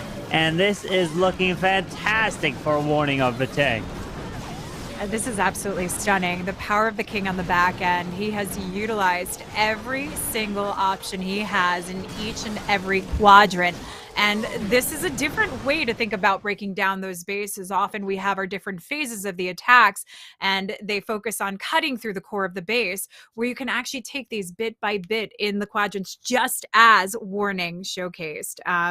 And showed not only the power of the Flame Flinger, but the use and combination of that Queen charge along with it as well. So at this point, if Tribe Gaming gets a triple, then that's going to force the final attack of this matchup to get a triple as well. And that's what we love to see. Just back and forth, going one side to the other, because the winner of this one is going to advance to take on Queen Waka Stephanie in the next round. And then if you lose, you go down to the lower bracket to take on V and Tompinai. This is the upper bracket because this is double elimination. You're not eliminated if you lose here. So keep that in mind because they're fighting for their chance at $30,000 prize pool. You have to become in at least 3rd place to get a portion of that right there. So they are trying their best. And we have today and we have tomorrow of incredible matchups here to see all of the action. Definitely don't want to miss it. But Tribe, what is your next attack? We know Exorcist, one of the best attackers in the world, and absolutely crazy with creativity as well. What is he going to bring here to try to close this one off? He's got himself the Queen charge Lalo, and indeed also mixing in. We're seeing a little bit more use of the Ice Hounds here. Yeah, the Ice Hounds, definitely we're getting to see a lot more showcase of. I think there's becoming a big appreciation for the Lalo attackers in this, especially when you have the right conjunction of items together. If you have air defenses, scatter shots, heroes like the Queens or Royal Champions together, always a nice position to use those. So we've got Queen charging her way through. into that scatter shot position. King already on his way going into that eagle. And we're going to have a nice big jump and forge into the core of the base here. Oh, no. He loses 2 healers just like that to his queen charge. That is going to hurt drastically here for Exorcist. So let's see how he's going to be able to keep this queen alive to move her way through the multi-target infernos. The king ability goes off, takes out the eagle artillery. The another range invisibility onto the queen. Headhunter's a jump in the wall. So where's the queen going? She is going strong. Okay, so she's staying in the core. I was worried she was going to go run off to follow the hound, but she's avoiding the royal champion here. And the queen is making her way to the bottom side of this base.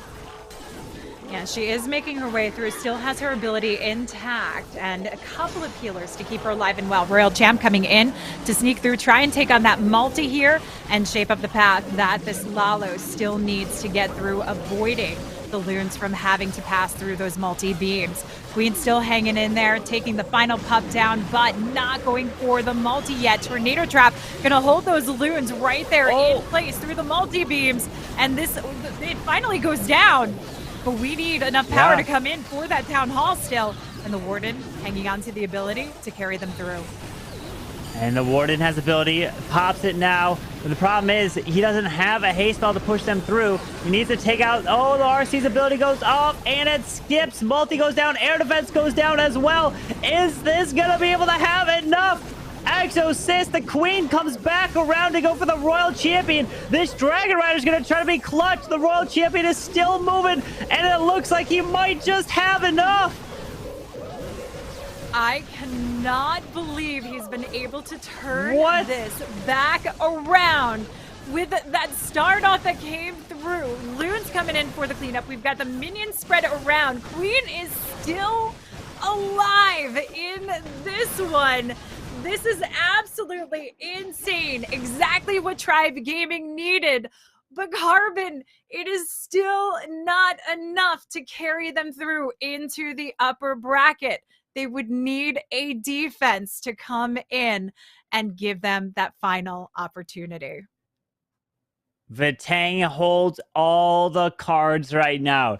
They triple, they advance. If they don't, they are going to the lower bracket, and if Tribe goes to the lower bracket, they would be taking on V and Tompinai, and that is an incredible storyline nonetheless right there. They have faced many times, including on the biggest of stages in the Clash of Clans World Championship before, but Tribe is hoping to have at least a 99.9999 defense. You know, that's all you need.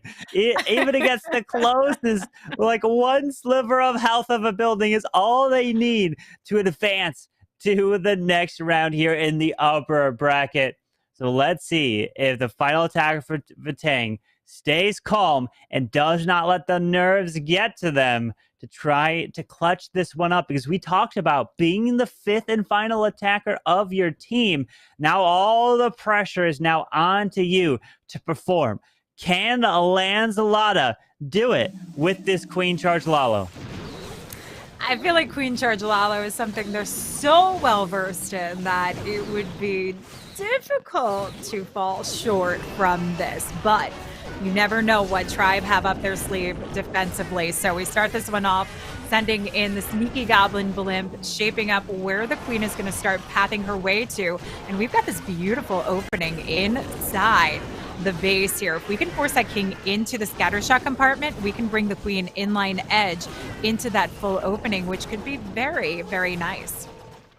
And notice how, in this base, Exorcist did not put 2 Seeking Air Mines near the Town Hall, which would stop the blimp, which means that Lancelot did not have to invest an invisibility spell on his Sneaky Goblins as he was pushing that in to help secure the Town Hall. So now he can use that somewhere else in the raid, which will help.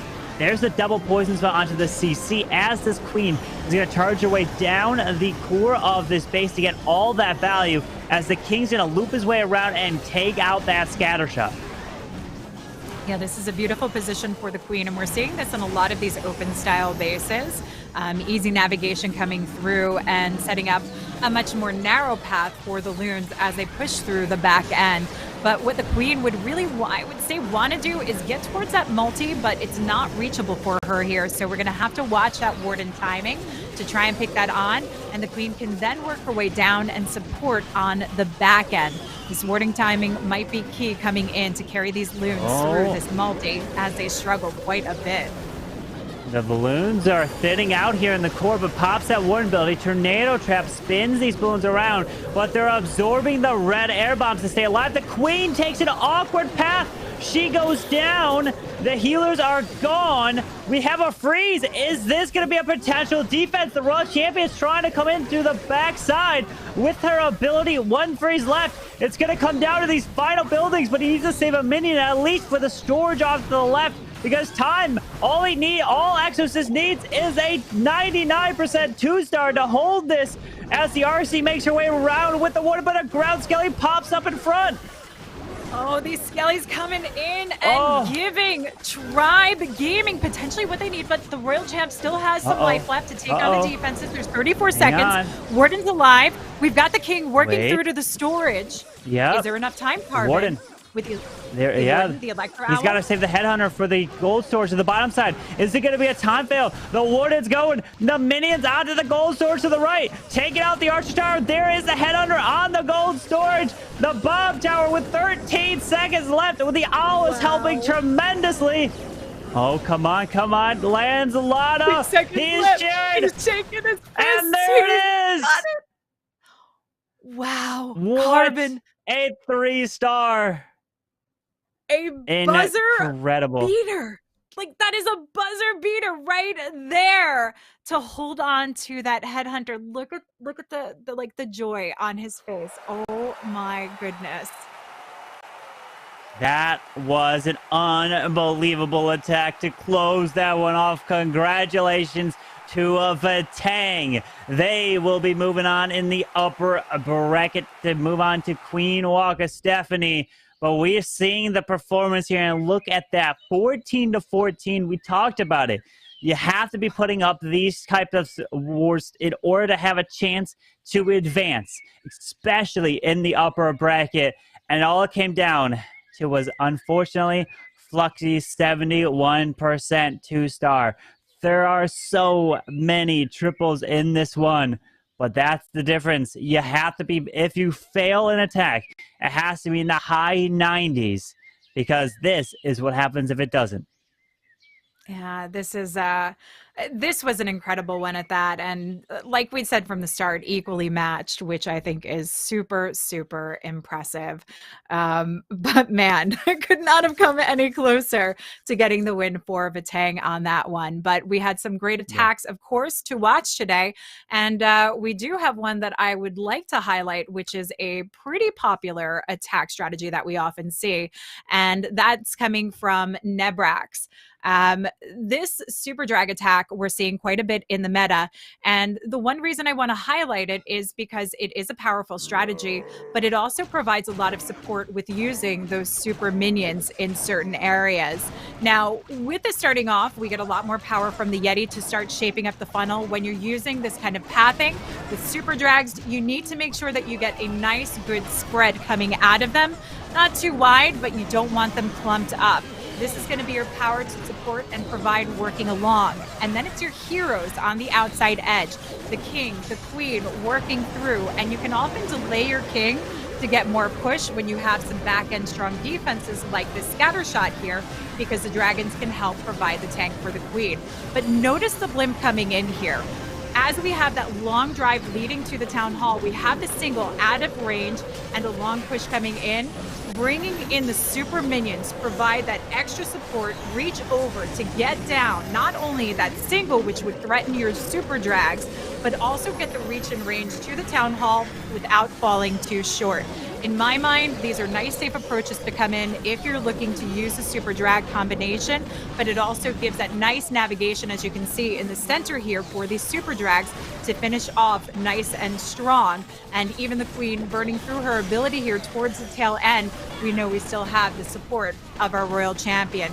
That is the one troop that you often want to leave to the back end to help support with some of the cleanup, able to pick up the multi in this one, carry her way through as the super drags, the warden, work together to take care of the backside of the base, and always try to make sure you have additional spell support. But this is one of the strongest attack strategies that we're seeing. And when you often see that split in the defense in the core between the Town Hall and those single targeting Infernos, your super minion blimp clones option is going to be that best combination to really carry you through. But it's all about sectioning it off and funneling it, and that's how you can get the most power out of your super drags. But we do have the bracket now to take a look at, knowing that Queen Walker Stephanie is going to be facing off against Vatang Carbon. This is going to be an incredible matchup for us to see, but we do have our lower bracket that we're going to see today, because Queen Walker Stephanie and Vatang we will get to see tomorrow. So we're going to get to see now VN Tompinai facing off against Tribe Gaming, and of course Warren Glory facing off against SpaceStation Gaming. Yeah, these two matchups in the lower bracket we'll see here today, which means that we will be sending home 2 more teams from this bracket. We'll be down to the final 4 going into tomorrow. On the next matchup, SpaceStation Gaming taking on War and Glory. The storyline is here. Many of these players on both teams have experience playing with each other, from in terms of Agent and Nick on War and Glory. Then we have Marnell and with all of them to SpaceStation before. It's just going to be so much fun to see these players going at it. And they have a lot of experience in terms of they know what they really love to do. And they're all really amazing air attackers. They love to bring Lalo, but we saw Marnell come in with Mass Inferno Dragons before and fell short. So SpaceStation, can they bounce back from the first matchup against Queen Walker Stephanie, which they were putting up a bunch of 2 stars to start off that war? They're going to have to now come in with triples to really get that momentum, especially against a team like War and Glory, as this team, a lot of people would say it came kind of under the radar, qualified, but they're here today, and the lead-off attacker is going to be Nick to start this off, and he is bringing the Mass Inferno Dragons and dropping that blimp right away, and going to use that Grand Warden Turtle Tome to protect everything.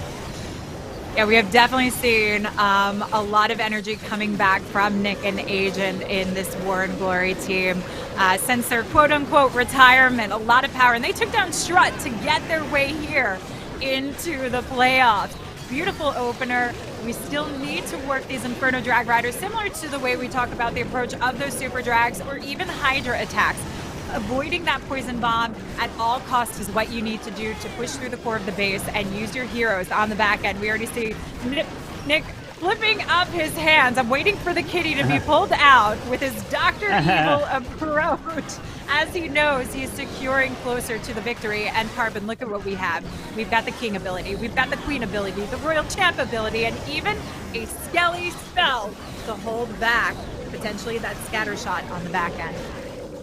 Yeah, that Royal Champion to make her way to the top side, clearing everything up there, is looking fantastic with a Skelly and a freeze still to use. There is the poison spell now being used. Didn't save it really for any potential skeletons near the scatter shot, but freezes that up. Wizard Tower, Bomb Tower goes down, but he has the Queen ability, and everything has kind of died off to the bottom side here.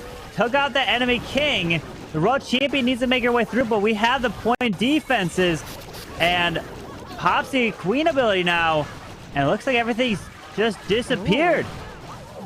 This went down very fast, and considering what he had left over, I think Nick is also surprised on this. That King ability should have helped carry it through, and unfortunately now, Nick is going to be left with this 2-star. You can see how quickly this has taken a wrong turn. We've got 53 seconds left, an OP clutch minion to try and get this percentage as high as possible, but he's met with the storages, which means he's going to be running out of time to really pick up that percent unless it moves up to the army camp, which I doubt.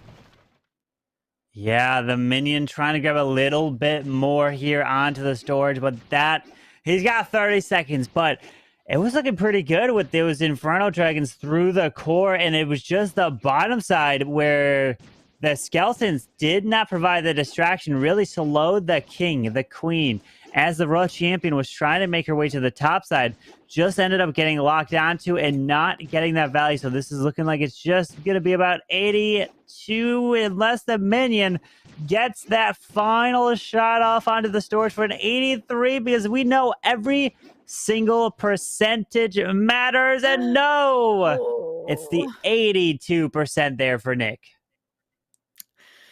Yeah, this I think all of us saw this and saw the damage coming through and not realizing how quickly those skeletons and even the king could really just hold that back. That defending BK helping out despite being in the poison. And Nick is off to not the easiest start for his team, but let's see what they can bring defensively, because that, I will say, during the qualifiers, we actually did see really impressive defenses coming in from them. So if they can hold back SpaceStation Gaming, they might be able to do them in. And you mentioned there are some former teammates in there. They've got Marinol that maybe they can try and trip up. And they're going to try to take on Chiku, who has to do a little bit of work on, I mean, hey, if he sends E-Dragons, does it matter if your walls are maxed or not? Because, hey, they're just going to fly over them anyways at this point. But Chiku's looking to hold a strong defense. And the E-Dragons, we know the strength of E-Dragons. They received that buff, which sped them up. And we've seen it in many cases where not even a World Champion was needed because of the value that the E-Dragons got. And he's trying to move his way through and trying to start their team off with SpaceStation, trying to get that triple. Yeah, Team XO has actually been the ones who really show us the power of these E-Drags, and we'll see if Leo is harnessing that. We need to get this town hall down. E-Drag getting knocked out before getting to it, so he's going to have to send some force in. King's already on the board. Queen's already down, so the Royal Champ has to come in to turn around and get that. He's got 3 freezes and the rage to try and hold that off and get the combination moving forward. Yeah, the E-Drag's up to us. He's got to send his Royal Champion into the town hall, but the problem is, are there ground skellies all the way in there to completely trap it up? Because if there are, then that Royal Champion will have a very difficult time. Oh, he goes off to the Arctic Tower here, then to the town hall, and no, to the spring trap. So he's okay, and it's not going to be worried. He will be able to pop the facility. Town hall has been secured. She will go down. Well, it's looking like this is a defense here for Chiku, and hey, you don't need the maxed out walls to provide the defense for your team, but SpaceStation are going to be putting up a higher percentage for them, which will exactly what they need at least to stay ahead in this war. Yeah, they certainly are, and that's going to give them this frontline position. Queen's still with her ability and a minute on the clock. Going to have to try and burn through the Expo and the defending Royal Champion here, but the Warden has a little extra power. But in that 90% range is definitely where you want to be. I'm impressed at how high this is actually going, considering having to expend that Royal Champ for this. This was a very nice recovery and turnaround. And it's often why any of these drag style attacks are safe approaches, because if you don't take down that town hall, the Royal Champ is often used for the back end of the base, so you can hold on to it. It's not as if you're doing a full send with all of your heroes and then relying on the takedown. Oh my goodness. Oh my goodness. What? Carbon! The Skelly's trying to hold it off, but he's still manages to take it down with the triple? I mean, it looks to be a triple somehow. We're thinking of everything else, and then all of a sudden, the Queen just keeps going. She didn't give up, and it is a triple. What? It was looking like a defense.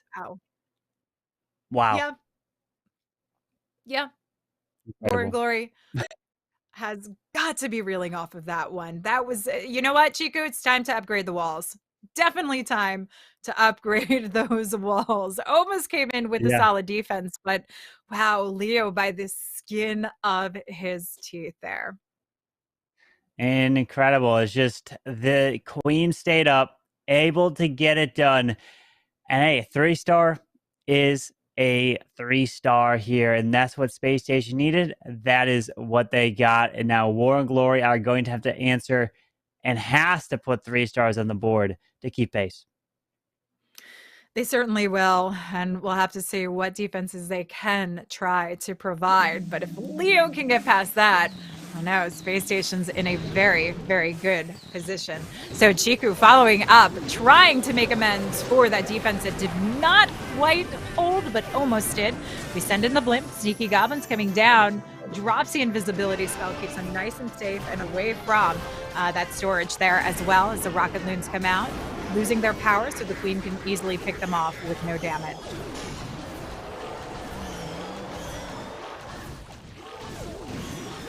Looking good so far as the queen carries through. We've got the poison down for those super minions and moving along nicely. Taking down that town hall gives the queen a nice path to ease her way into that inside section. We've been talking about this actually quite a bit here. The use of these open style bases, forcing the king into the corner compartments, taking on those scatter shots. But the queen is not going for the inside edge to the multis. Uh-oh. Oh no. Wow. The skellies that pop up, but the queen was supposed to go into the middle. That is going to be a big problem. Can he adapt here? Because that, look at the value. The multi, the sweeper, the warden, everything in the core of that base could have gone down.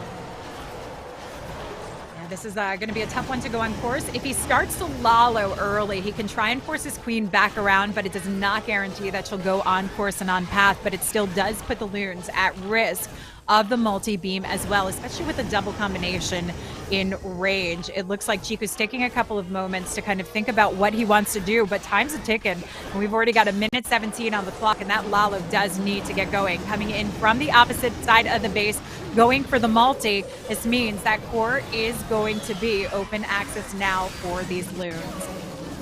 Yeah, that core of the base is going to do so much damage. Planning to take out that with his queen, so now the Lalo will have to path his way in. There's probably a bunch of red air bombs waiting for him. No, they're actually next to the town hall over there. So it's cleared up in the core if the balloons make their way through, but he only has one free spell. And these balloons are taking a massive amount of damage. They really are, but the queen is hanging in here. Only problem, though, I would say, is other than losing out these loons, this queen does not have enough time to do the remainder of the work, and there's pretty nasty damage for her personally with the single and the warden tower still remaining on that back end of the base. War and Glory, unfortunately, seem like they cannot catch a break at the start of this war, not only offensively, but defensively here as well. Yeah. Percentage is going to be in the higher range that they were hoping to see, but that is not quite enough to carry them through in this. This is going to be another defense for SpaceStation. P. Castro's going to hold this one. And no, the queen not able to go. And that's what the core of the base, that's what he wanted. He wanted the queen to help move her way into the middle to get that value. But she was not able to do it. Unfortunate there.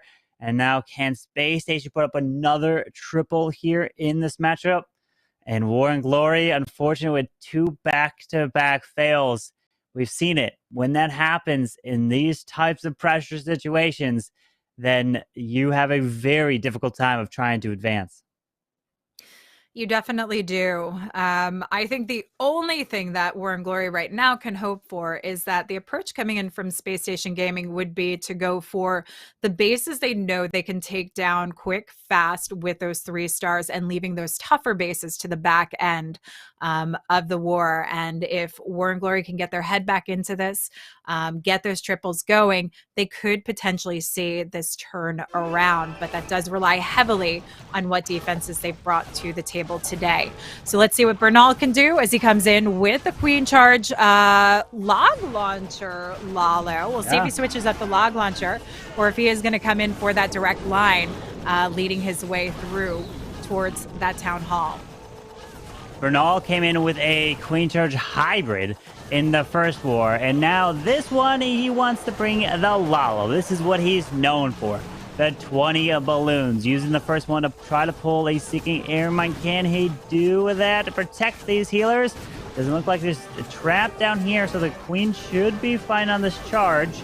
And there is a poison. Taking out the headhunters, no problem whatsoever there. Beautiful job. Looking nice so far. A lot of patience here to work through. And already expended that poison, so it doesn't get the full value for those pups, unfortunately, but we do send in an archer to help protect those healers. Now, we do have the connection and opening, working our way through towards that wizard tower, have the connection to the eagle as well. So I'm interested to see what's going to happen here for the town hall position, especially since we still have this log launcher on the board and how we're actually going to take this down. Yeah, the log launcher could come from the left side, open up through the core. It does indeed, which can open up the walls all the way across for the queen to make her way to that town hall. And the warden ability goes off, protects the king, the barbarians, and paths this way into the middle of the space. So if this log launcher opens all the way across, this queen's going to be responsible for making an incredible charge to this town hall. Wow. Lalo coming in for the support from the 12 o'clock side. I'm curious to see if we'll have some healers coming out of the mix for this. I mean, we have the singles in the front, but we do have the freezes to hold off that. So healers could be a nice addition coming in. Loon's actually helping to protect the healers. Drops the invisibility spell, but the healers have taken on a lot of damage. Ice golems working their way through. Take that lead, and we are right there for the town hall. We've got our ability intact. This is insane coming in from Bernal. Absolutely incredible. He still has another 3 freezes, and he had 9 balloons on the backside of this base. This was an out-of-the-world queen charge, a log launcher opening all the values on the back end, and Bernal showing how good he is with those queen charges. Incredible. There's the pathing, just the plan. Like, yeah, you know, I'm going to charge the queen to the bottom side of this base, go up to the middle, have a log launcher cut across, open the walls to the town hall, and have the queen end up over there. You know, yeah, Bernal, one of the best players in the world to do that, and he just shows it how good he is. That was incredible to watch. I really love how we're seeing these players just finding different ways to navigate through the base. I mean, more often than not, we're used to these common approaches of cutting our funnels, working through the bases, and now they're just going on these like grandiose ventures through the core and doing things that we just really didn't think was possible, but also displaying the power of the heroes and the ability of these pro players at that. Absolutely. They are showing it right here and then putting on full display of just incredible attacks. And a lot of times we're seeing these matchups and we tend to learn a lot of new little tips and tricks that the pros save for these here because they don't want to kind of reveal it until a big matchup, then everybody may start copying them. But we have Estes Boone with the blimp. Rages up these Yetis to take out the scatter shot, take out the builder, kind of jump over the walls and take out this whole area with that queen being used off to the right side. Wants to do the queen to the town hall and then have dragon riders potentially over the eagle or somewhere in this base. Yeah, so he's already narrowed out what we can see coming in from that eagle to scattershot end of the base, but it's really about getting that queen on course leading to the town hall. Looks like there aren't too many distractions to pull her off course and keep her there.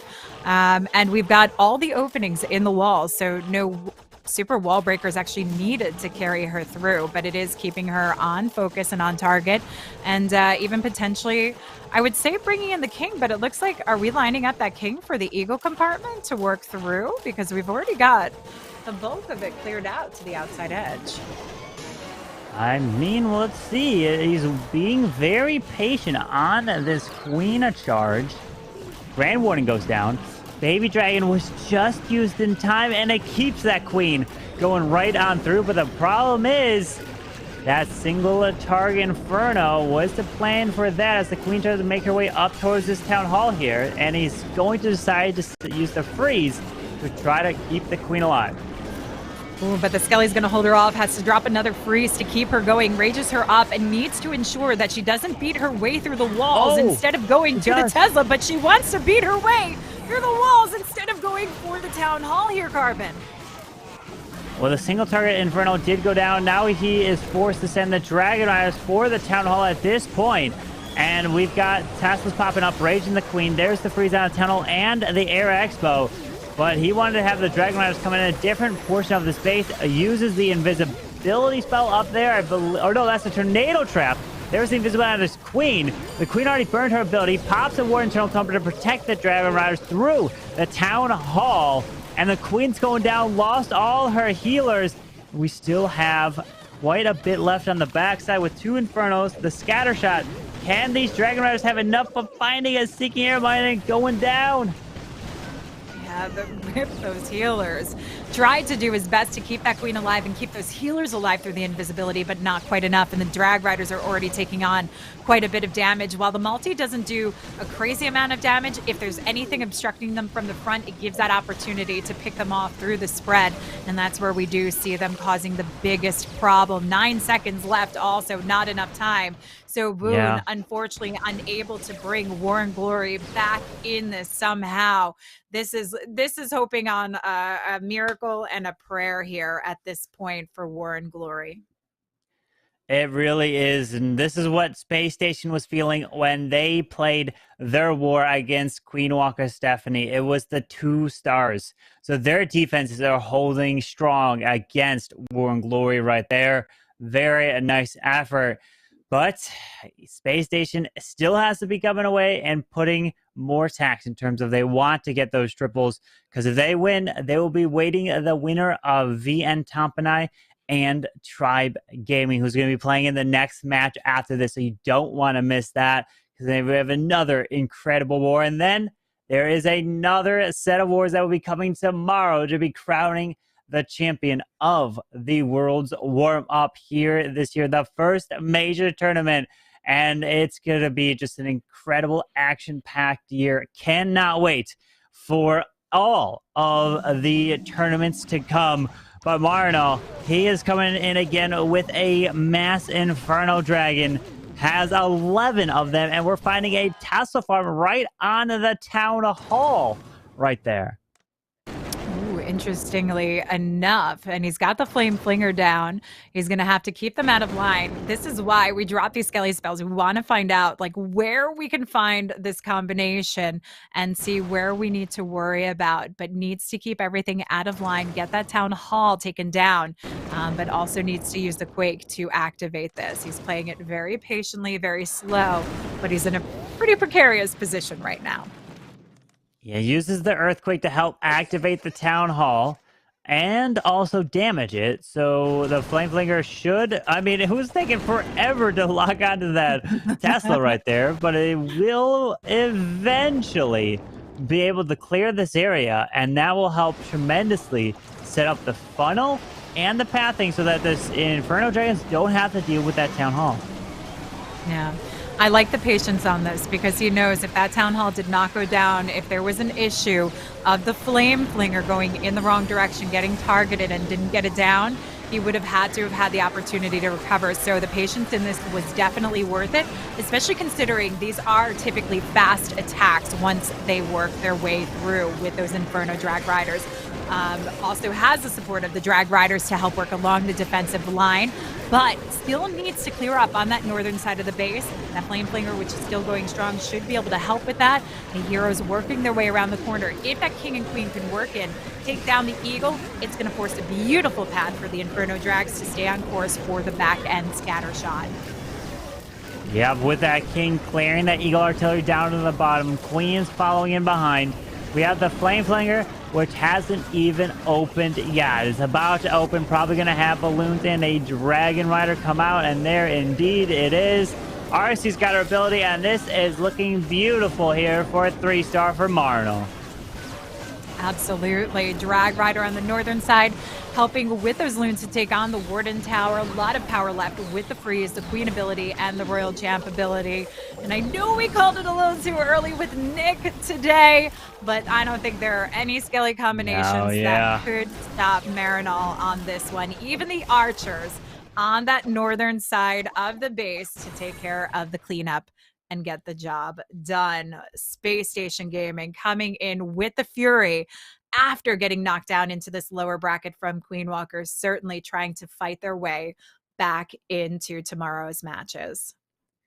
Incredible stuff right there. We're seeing from SpaceStation coming in with the 3 stars, and it's just not Warren Glory's day right here, as they've just been putting up the 2 stars and their defenses have not been able to hold.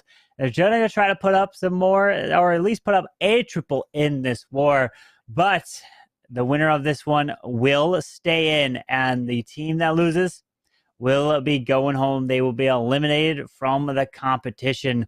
So there is a lot here on the line in the lower bracket, but it is really looking good for SpaceStation.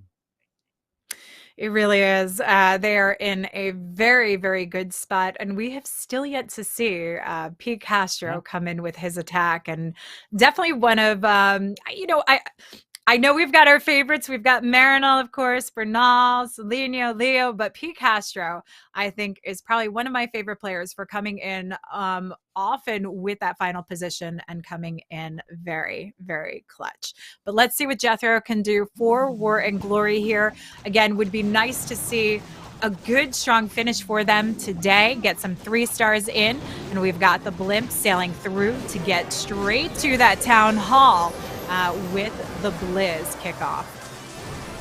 And the Blizzard does take that town hall down. And remember, when you send a Blizzard in, you want to try to get a lot more value than just the town hall, because if you only grab the town hall, then you have still a lot to deal with on the backside, either for your Lalo or your heroes.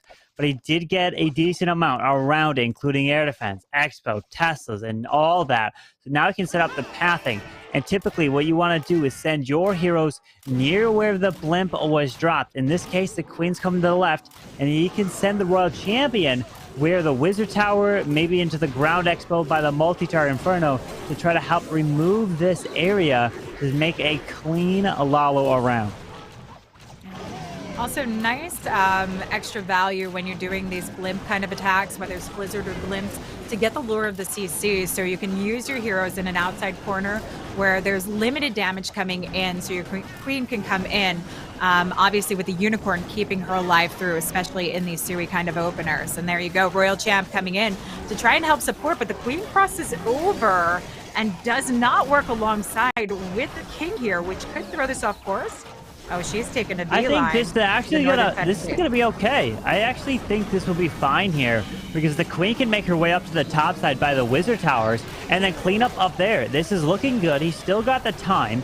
Typically, you tend to say, hey, you got to start the Lalo around a minute 40, but if they are a really good Lalo player, they know what they're doing, they could get it done with a minute left on the clock. It's difficult, but definitely possible. Freezing up that 4 multi-target Inferno. We got Talsa Farm popping up by the right. Scattershot pops the Warden ability. I think he popped the Warden ability really to protect the Headhunter there, but he could have probably got away with waiting a little bit. Oh, look at this. It's moving around beautifully. That Queen is getting fantastic value to the top side and clearing all those defenses. And this is gorgeous here from Jethro to get their first triple. Yeah, that multi going down was huge, and I think that was the biggest concern coming into this, not having the power to get through in there, but huge spread on this, a nice turnaround. Absolutely beautiful coming in, and this is what they needed. They needed this boost to show the amazing attacks that they do have coming through, particularly as they get to the tail end of this war. War and Glory have definitely fought their way through many tough opponents during the qualifiers to get here. And again, I want to remind, they took down Strut to actually get in this position to get here, and had some phenomenal defenses. Unfortunately, the defense is not showing today, as SpaceStation Gaming just seemed to be on another level after that first match. Yeah, they played that first match, which kind of allowed them to warm up a little bit. And now this is the match that matters, because if you lose, you are eliminated and don't want to be here. We have one more attack from War and Glory to come in, but still 2 more from SpaceStation. So we still will see a handful of attacks to come in. We've seen a mix. We've seen some Super Dragons. We've seen the Mass Inferno. We've seen Blizzard Lalo. But it's a lot, really has been with air. We haven't seen, like we talked about, Super Bowlers. We haven't seen Super Witches. Or to be honest, we actually haven't really seen kind of the Smash style, right? With Warden Walks. It's really been a lot of Queen charges here today. And it's just been very surprising. I thought we would at least see a few Warden Walks into some Smash attacks, but just not the case. Definitely not the case. But we do have some Lalo coming through, a little Skelly Donut action. We love seeing these come in right over on top, working his way through to take on the CC. Gets that just down and gets the single as well. There we go. Full value. Wow. Looking a little sketchy there. Not gonna lie. It was. I mean, when a player does that attack, I kind of want to see a hand cam at that point. Like, how do they deploy the Skelly so accurately in terms of, or I should say, the invisibility spells? So again, I always say I would mess that up. They're just incredible of how good they are.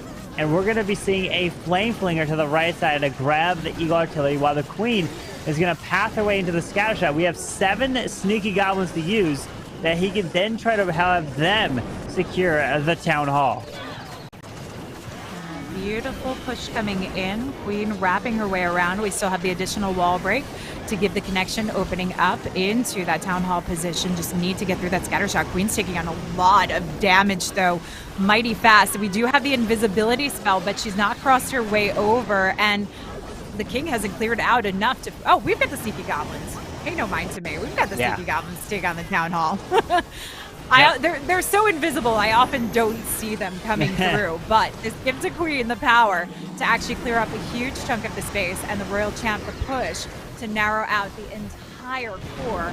And with Lalo pushing through here, and the flame, oh my goodness, and the Flame Flinger on the outside edge, this is an easy pass for Tolino. He's got to drop the minions for cleanup as well, because you have to keep time in mind.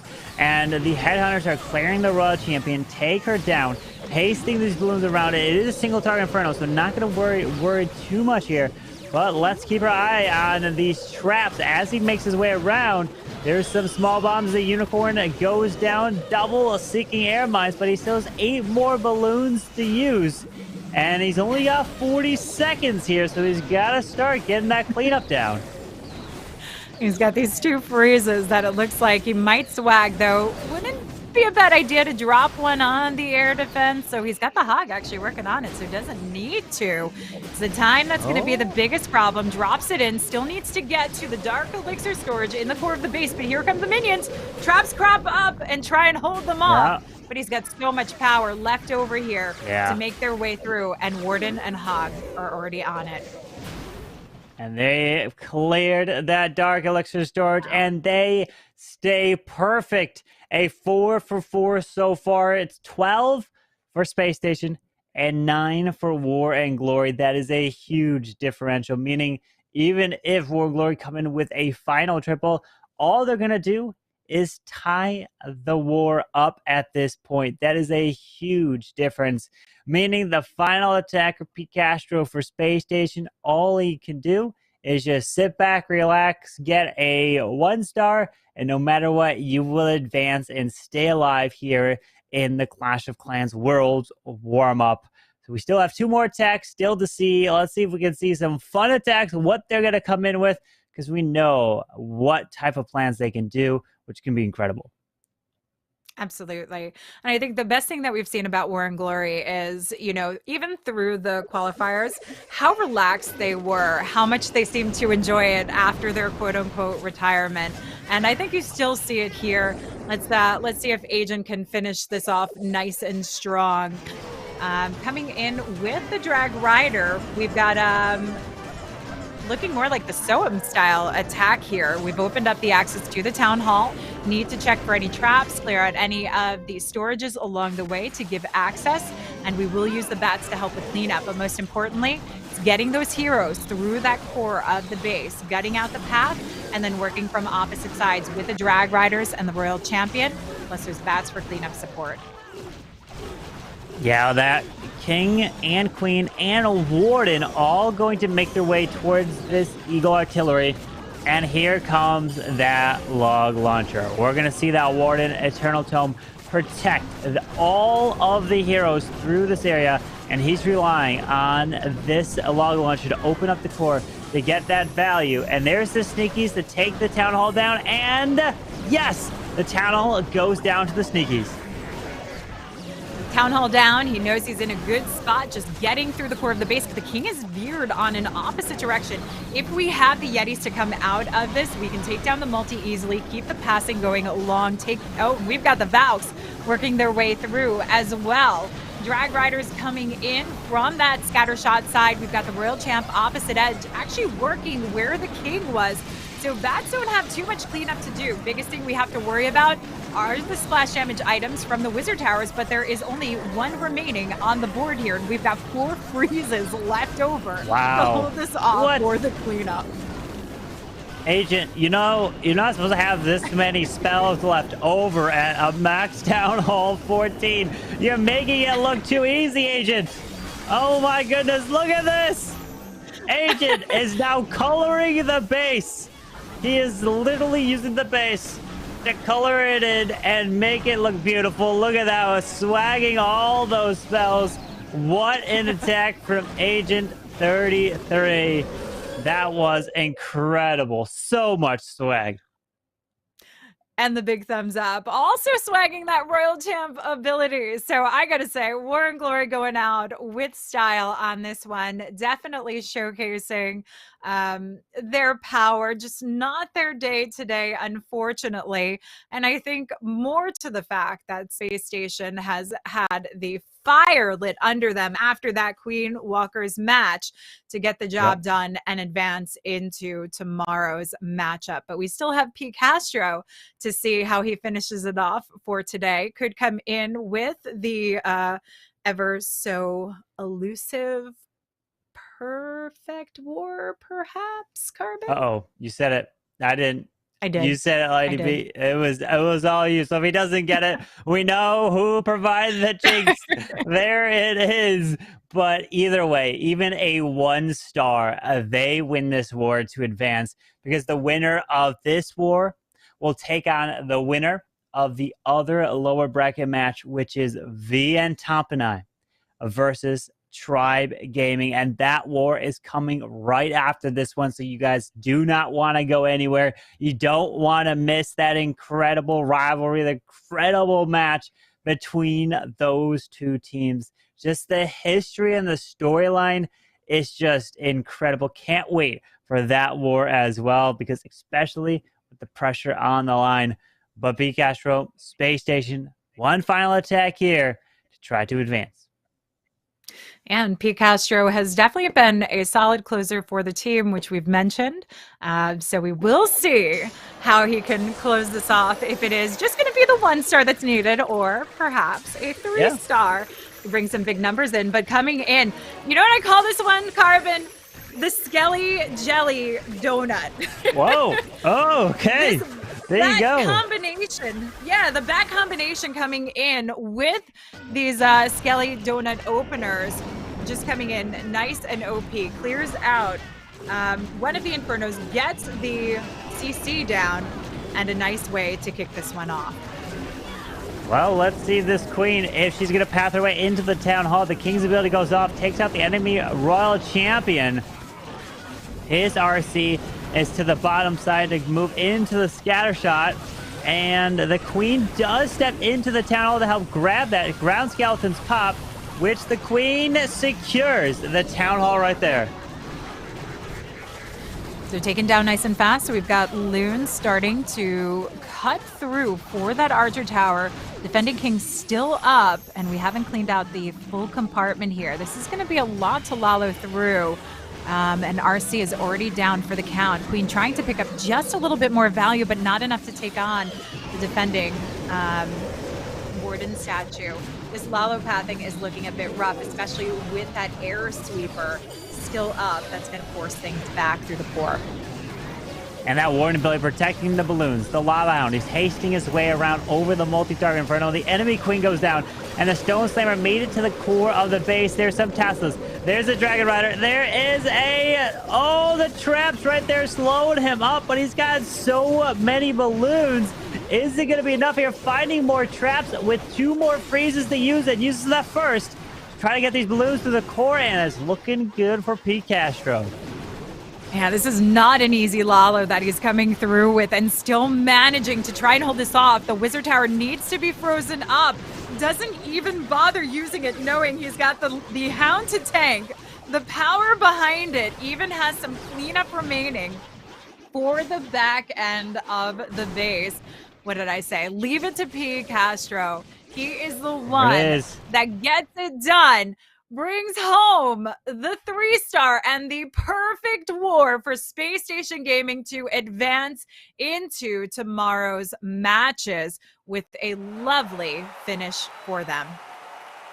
I guess the real storyline, Lady B, is that you didn't jinx it right there. It was incredible. The perfect war from SpaceStation. 15 stars. All the other wars that have been advancing have been putting up 14 stars. But after their performance earlier today, they're walking away here with their heads held high because they are coming back tomorrow to move on, to have a chance at getting their share of the prize pool. But again, let's give a round of applause to War and Glory. A great effort right there, but it just was not their day. And they knew that they had to put up at least a round of 14 stars to have a chance. But it's just their defenses did not hold up in this one. Unfortunately not. And, you know, we talk about that. It's like, I think Boom said it on Twitter yesterday. You need those perfect wars to come in to win. It's definitely not easy to get these wins through, especially with the caliber of players that we have, especially coming up. But we saw some incredible attacks today, Carvin. We did. Some really nice attacks. I think I'm gonna break down one of them. And let's break down the absolute beautiful Queen charge with Bernal, right? So the thing to keep in mind is the plan that he had for this base with the log launcher. That's the key we want to keep our eye on, because he loops his Queen from the bottom side of this base up towards the scatter shot, and then from the left across the base goes that log launcher to open up the walls. Just Bernal is on another level. So let's take a look. He has this Queen moving in towards the scatter shot. She's going to grab that. The Air Expo drops a balloon, which is what you always want to do when you're doing some sort of Queen charge, because you want to try to pull those Seeking Air Mines to protect those healers. But out comes the CC. Queen easily makes easy work of that. But the key point is that log launcher. How do you send a log launcher into the left side so it can open up towards the town hall? Well, that's when you have to use your King, Royal Champion, Warden, and clear all of those buildings out. We saw Gaku doing something similar, but he used a wall wrecker. But Gaku did the same thing of using the King, Warden, Royal Champion, whatever it may be. I think it was just the King and RC for that, to clear those defenses so it doesn't take out his siege machine. So in goes the King. He's going to make his way to the Eagle. There goes the Warden to help provide the assistance. The Rage is down onto the Queen to take out the Royal Champion. But this is the key. Look at that. Log launcher cuts across, because if he clears that left side, that's going to force the Queen into the core and to the right. She has no way to go to the left. There's the Warden and Eternal Tome. Now she's going to go to the closest buildings that she can see in terms of reach, and she can reach over that wall. And there's the log launcher opening the left side, then opening up the middle. And then notice how he perfectly placed it, that the logs actually don't open that additional layer of walls to the top side. just that bottom side. So it's opening up towards the town hall. While that's going on, he's got the balloons coming to the top side. But it just shows you the pathing and the planning that Bernal has when it comes to an attack like this. You can think outside the box, loop the queen up to the middle, and then open up the middle of this base with the log launcher to grab that value. You got the town hall, got this area, and then plenty of balloons to end this one off with a handful of phrases. 3 of them. Doesn't even need it. He makes it look so easy. Just incredible stuff from Bernal. An incredible day here in the lower bracket from SpaceStation. They put up a perfect war, and they will be waiting the winner of the next matchup to come that we will be seeing very soon. It's going to be the last one here today, and that's going to be Tompinai versus Tribe Gaming in the lower bracket. But if we're looking at the upper bracket final, Lady B, Queen Wong Stephanie versus Vatang, the winner of that is guaranteed at least a second place here in the World's Warm-Up. So that's going to be a big match tomorrow, but we still have one more match here today. Oh, we do. We're going to get to see VN Tompinai versus Tribe Gaming to find out who will face SpaceStation Gaming in the lower bracket tomorrow. I already see the Tompinai emotes being spammed in chat. I don't see any Tribe emotes going in, so I don't think this is a fair fight in the chat. We got to see a little extra love going in for both sides. But again, we've got the new lineup from Tribe Gaming: Kronos, Exorcist, Rakiras, Nebrax, Fluxy. But for Tompinai, we've got Almualan, Eltano, Machuo, Rigo Torres, and we've got the new addition of Hawk, aka Mammoth, who's been a big powerhouse to come into the team. So these two teams have actually really kind of reformed where they're at this year, and we've seen a lot of incredible action. So exciting to see how they're going to pair up today. Yeah, there's definitely a handful of new names, right, on these rosters, but the team has history between the two of them, playing in multiple tournaments against each other, playing in the World Championships against each other, including the very first one when it was to determine who was going to be coming into third place, the third, fourth place game. It's just these teams are going to be battling it out. They are just so determined. Neither one of them wants to be going home, but one of them will be here today. We're going to find out very soon because remember, guys, tomorrow is going to be the final set of wars. We'll be crowning the champion tomorrow, which is going to be the same time that every one of these streams have been out, which is the 1 p.m. UTC. But this next match, Tribe Gaming and VN Tompinai, it's going to come down to whoever makes that one mistake. That's all. That's what's been happening in the competitions here today and over even last weekend on Sunday. And you drop one tile the wrong way, and the attack can fail. Absolutely. And I think these are two teams that we can easily see and have often seen coming in with perfect wars. Particularly Yep. Tribe Gaming, who came in with perfect wars through the World Championships. Really impressing.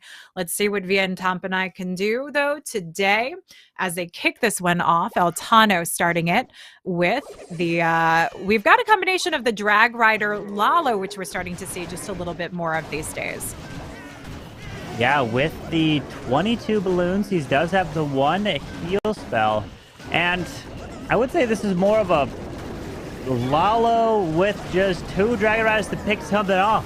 Because you tend to see like a Queen Church with a handful of Dragon Riders instead of just 2 of them. But either way, wants this Queen to step in to go grab the Town Hall to try to path her way around. King's ability goes off. The World Champion's been used up to the Scatter Shot as well to really help get all that value. So he definitely wants to stay away from pulling that Clan Council out just yet. And he wants that Queen to secure the Town Hall. And he's got 2 poisons to help take that out. Yeah, a lot of power coming in from this Royal Champ. Ooh, and Royal Champ needs to drop the invisibility spell to get the multi. Misses getting the multi. Interesting that he didn't use the invisibility spell, but tries to keep that queen alive, so you can understand the difference there. This is going in a wrong direction. He's going to have to compensate for this and maybe start in with a Lalo from the Town Hall position. Yeah, he already used his Royal Champion too. Like, the Royal Champion's gone. So, like, indeed, you're right. He is sending the Lalo right over the Town Hall. Switches up to the blimp to help try to secure the Town Hall. Freezes it up. The Balloons Dragon Rider is going to take the Town Hall down. Yes, with the Lalo coming in the bottom side at this point, when this happens, you're looking to just try to put the percentage on the board because there's a lot left in this base. And we see the Drag Rider coming in for that back-end Eagle. Perfect position. Likely part of the plan from the start to actually take that on because it is a good position to come in through. But the biggest problem here is trying to get through the core of the base. We've got 2 multis at stand. The Loons weaving their way around that pathing and not taking them down, which puts us in a very precarious position. These Drag Riders can only do so much, and it's all about picking up that percent at this point, getting it as high as possible. And he will get in this 80% range, but can he get closer to the 90 range with the minions on the outside edge? We're just about down. And there goes that Drag Rider in the core. Wow. Look at that. The Owl can chain unless the King walks right next to it, and he still managed to put it into the 90% range. That is very impressive. Absolutely. This took a very big turn for the worse, and he handled it really well. That invisibility spell that he dropped trying to spare the queen, unfortunately didn't get what he needed. Likely would have been used for that Royal Champion to pick up the multi. Would it have made much of a difference? Actually, maybe, because we're at a 97%. If it's that quick thinking situation that really can throw you off. You do the best call that you can think of, and that honestly could have made a little bit more of a difference in turning that into a 3-star.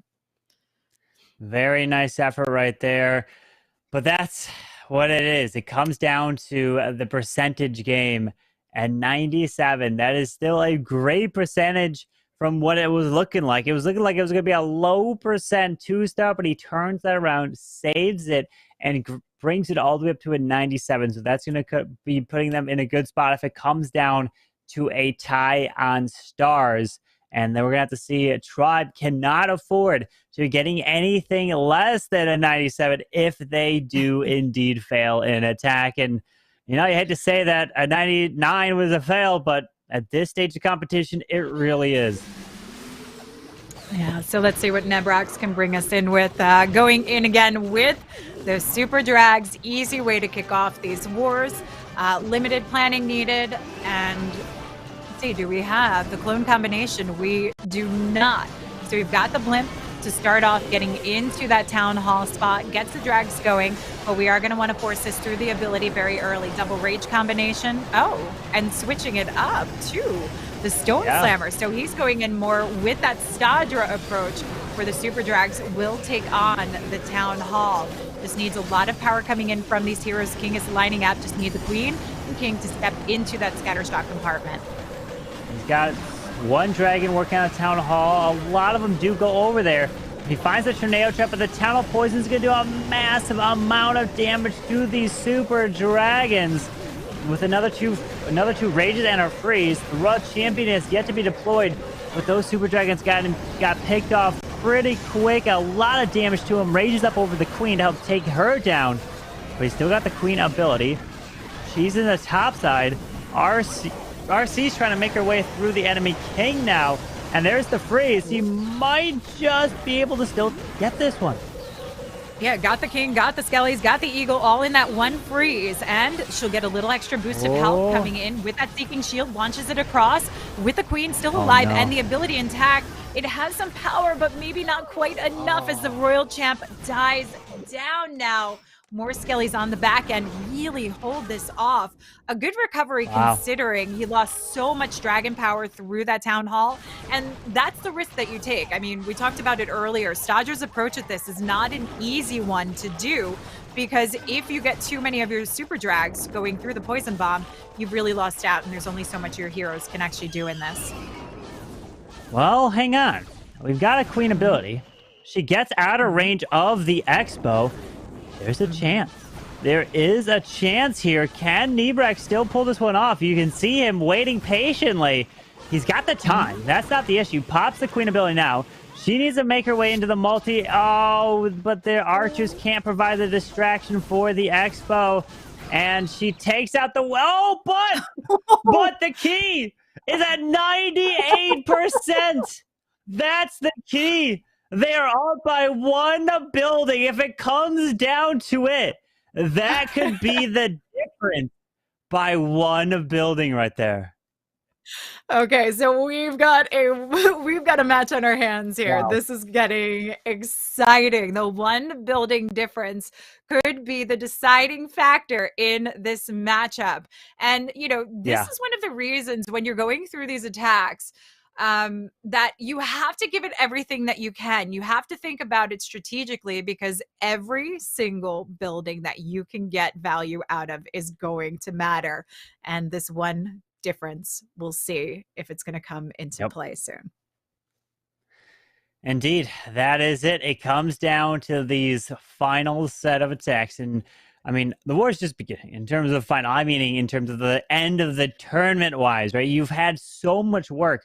There's so much stuff that happens behind the scenes that people don't realize in terms of the previous qualifiers to get to this point, and in terms of the base testing, the base building that all the base builders do, because everything is on the offensive side, that the base builders never usually get the credit they deserve, because it's all about the flash of what the players can do to take these bases down. But it's those small details that you put the traps, the spring traps, to stop these players, that really just you have to put your hat off to them. And it's an incredible job that they do behind the scenes. But let's see if the base builder for Rikiris can help him stop Amualans here with the Queen Charge Dragon Riders, as this queen is charging away in towards the enemy queen, getting some really nice value here. Yep, and switching up to that log launcher to get the queen the pass to that town hall position. This was a beautiful opener for the king, using the Yeti to shape up the funnel, get him into the eagle position. This is all going to line up, easing up the pass for those drag riders. But the queen, again, on her mission to try and barrel her way through into that town hall compartment. Now, this is where we see different options of what comes out of the CC troops. Differences in opinions between using the ice golems that can help freeze the radius of the oncoming defenses, but oftentimes we worry about the traps that come through and keeping those healers safe so the queen can survive. So we often do actually get to see some additional healers coming out. She's got the pass that she needs, but she is struggling, and the sweeper is pushing those healers back out of the rage, but still manages to hold on to the ability, and that is important. Yeah, that's the key right there, is that queen ability is still intact, so he can use it for the town hall area. But look at that, the log launcher opened up all the way to that town hall. Now the queen has a beautiful path straight to grab that single target inferno, makes her invisible. The single will go down, the town hall will go down, and he's making this look so easy. Mualin, I guess this was not tested there, because it made it look just like an easy attack. The healers were perfectly safe, did not get picked off there, and the Dragon Riders should easily be able to make their way around. Absolutely. One rage left over here that he can use to force those drag riders coming into the back end, but the queen still has her ability. 39 seconds left. We've got those storages under control through the headhunters and the minions, and everything converging to the top side of the base here to get taken down.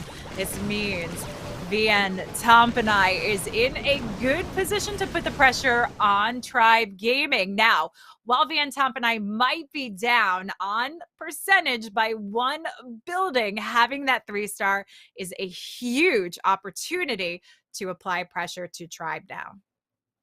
Absolutely. This is the lower bracket. The team that loses is eliminated, and the winner of this match will be moving on to take on SpaceStation at the lower bracket to try to advance, because up in the upper bracket we have Vatang and Queen Wonka Stephanie waiting up there. So these teams are going to be ready. And what can VN Tompinai and Tribe pull out? Well, 3 stars. if we're seeing a triple from Tribe, they take the lead back just by one building. That's all it is. These wars are so close. We've been seeing a 14-14 war. We've been seeing a perfect war. We've been seeing other 14-star performances. So at this rate, that's what these teams are trying to do. Granted, all you got to do is be one more percentage and or star above your opponent in that current matchup to advance. That's all that's on your mind. And right now, these teams are focused on each other. So what is Tribe going to do with their next tech? We saw, is it going to be Fluxy? Is it going to be the question? No, it's going to be Kronos, because Fluxy was the one that unfortunately came with the fail in their first matchup in the upper bracket. But now Kronos with the Queen Charge Dragons. Okay, the Lightning Queen Charge Dragons. You don't see this too often, because that means you have like either no rages for your Queen or you have no rages for your Dragons. Yeah, so this queen with only 2 rages to carry her through needs to get the town hall down, try and continue her path along. We do have the invisibility spell as well that could carry her through this. That could help out quite a bit. But let's see the kind of pathing that he works along with this one coming through. A lot of patience, though, as he lines up what the drags are going to need to fan their way across, coming in from those scattershot positions here. And we do have the Coco Loons, of course, doing their job, soaking up those traps and trying to protect those healers and keep them safe. And there's that invisibility spell protecting the healers from the Giga Inferno. Yep, the town hall has been secured, and the baby dragon off to the left to try to help keep the queen going potentially in towards that scatter shot. But now the dragons are being sent to the right side into the scatter. The enemy queen help grab that value. The stone slammer's in, now luring out this clan castle, and we've got a bunch of archers and some super minions kind of splitting off. Rages this queen, but the headhunter needs to go down. The queen, super minion. He managed to keep the queen alive, but the headhunter pulls the queen off to the right side, though. Ooh, queen survives. Let's see if she can pull back in with the dragons cutting through the core of the base. She looks already off course to go down towards the multi, which is going to hurt quite a bit. Still a nice recovery carrying it through. Just needs that power working along. We have the Royal Champ with her Seeking Shield still intact, but she's taken on a little bit too much heat as the drags are too far in the center, and she works through the outside edge of the base here. Has her health back. Queen coming through, reaches the scatter shot, and with this, there is some opportunity left, but that back-end air defense and Archer Tower combination is a little bit worrisome, but the King looks like he's got this under control, Carbon. Yeah, the Warden, the Owls actually tanking a few shots there. With that Queen staying alive here with 30 seconds, and Kronos is pulling away with the 3-star to now bring Tribe back ahead by 1 building against V and Tompinai. You see that incredible stuff. Just 5-5, 39.6 to a 39.4. That's the difference. 1 building can make a 98% fail from Tribe, a 97% fail from V and Tompinai. That's the difference in this war right now. It's incredibly close, and it just makes it more exciting for us. I don't know about the players. Maybe we didn't get to see Kronos in there, and I kind of feel like he's just, you know, wiping the sweat off his brow through this. But certainly makes for an exciting match for us to watch here and at home. So these guys are really fighting claw tooth nail to get into tomorrow's matchup, to find a way to face off against SpaceStation Gaming to get their way back in this and get their share of the $30,000 prize pool. It's a lot on the line, a lot of pressure, and a lot of talent. You know, you mentioned the base builders who don't often get enough credit, but we can see these small slip-ups here and there that do throw some of these players off quite a bit. Yeah, and that's what a lot of times it comes down to when you're building the base and you're testing it. You're trying to, build the base against a lot of the meta attacks, but also potentially of who you will face if you know them so well. And all these teams here in this tournament have played many times against each other. And now Hawk is coming in with a queen. I was going to say queen charge Lalo, but no, there are no healers in the mix. It's going to be a Zebla with 6 lightning spells and earthquake in the mix. And you know they love those air attacks. And down goes the single. Down goes the Expo as well. And we got a super wall break that went off a little bit to the right side, which doesn't necessarily open the wall exactly, but let's see if he can still path his king in towards the town hall, it looks like. And King looking like he's making his way leading forward. Queen to the opposite side, though. She has an ease to work her way in as well. King working his way up towards that scatter shot position, and we've got the sneaky goblin to actually focus him into that corner compartment. This is going to lead the queen to get where she needs to go.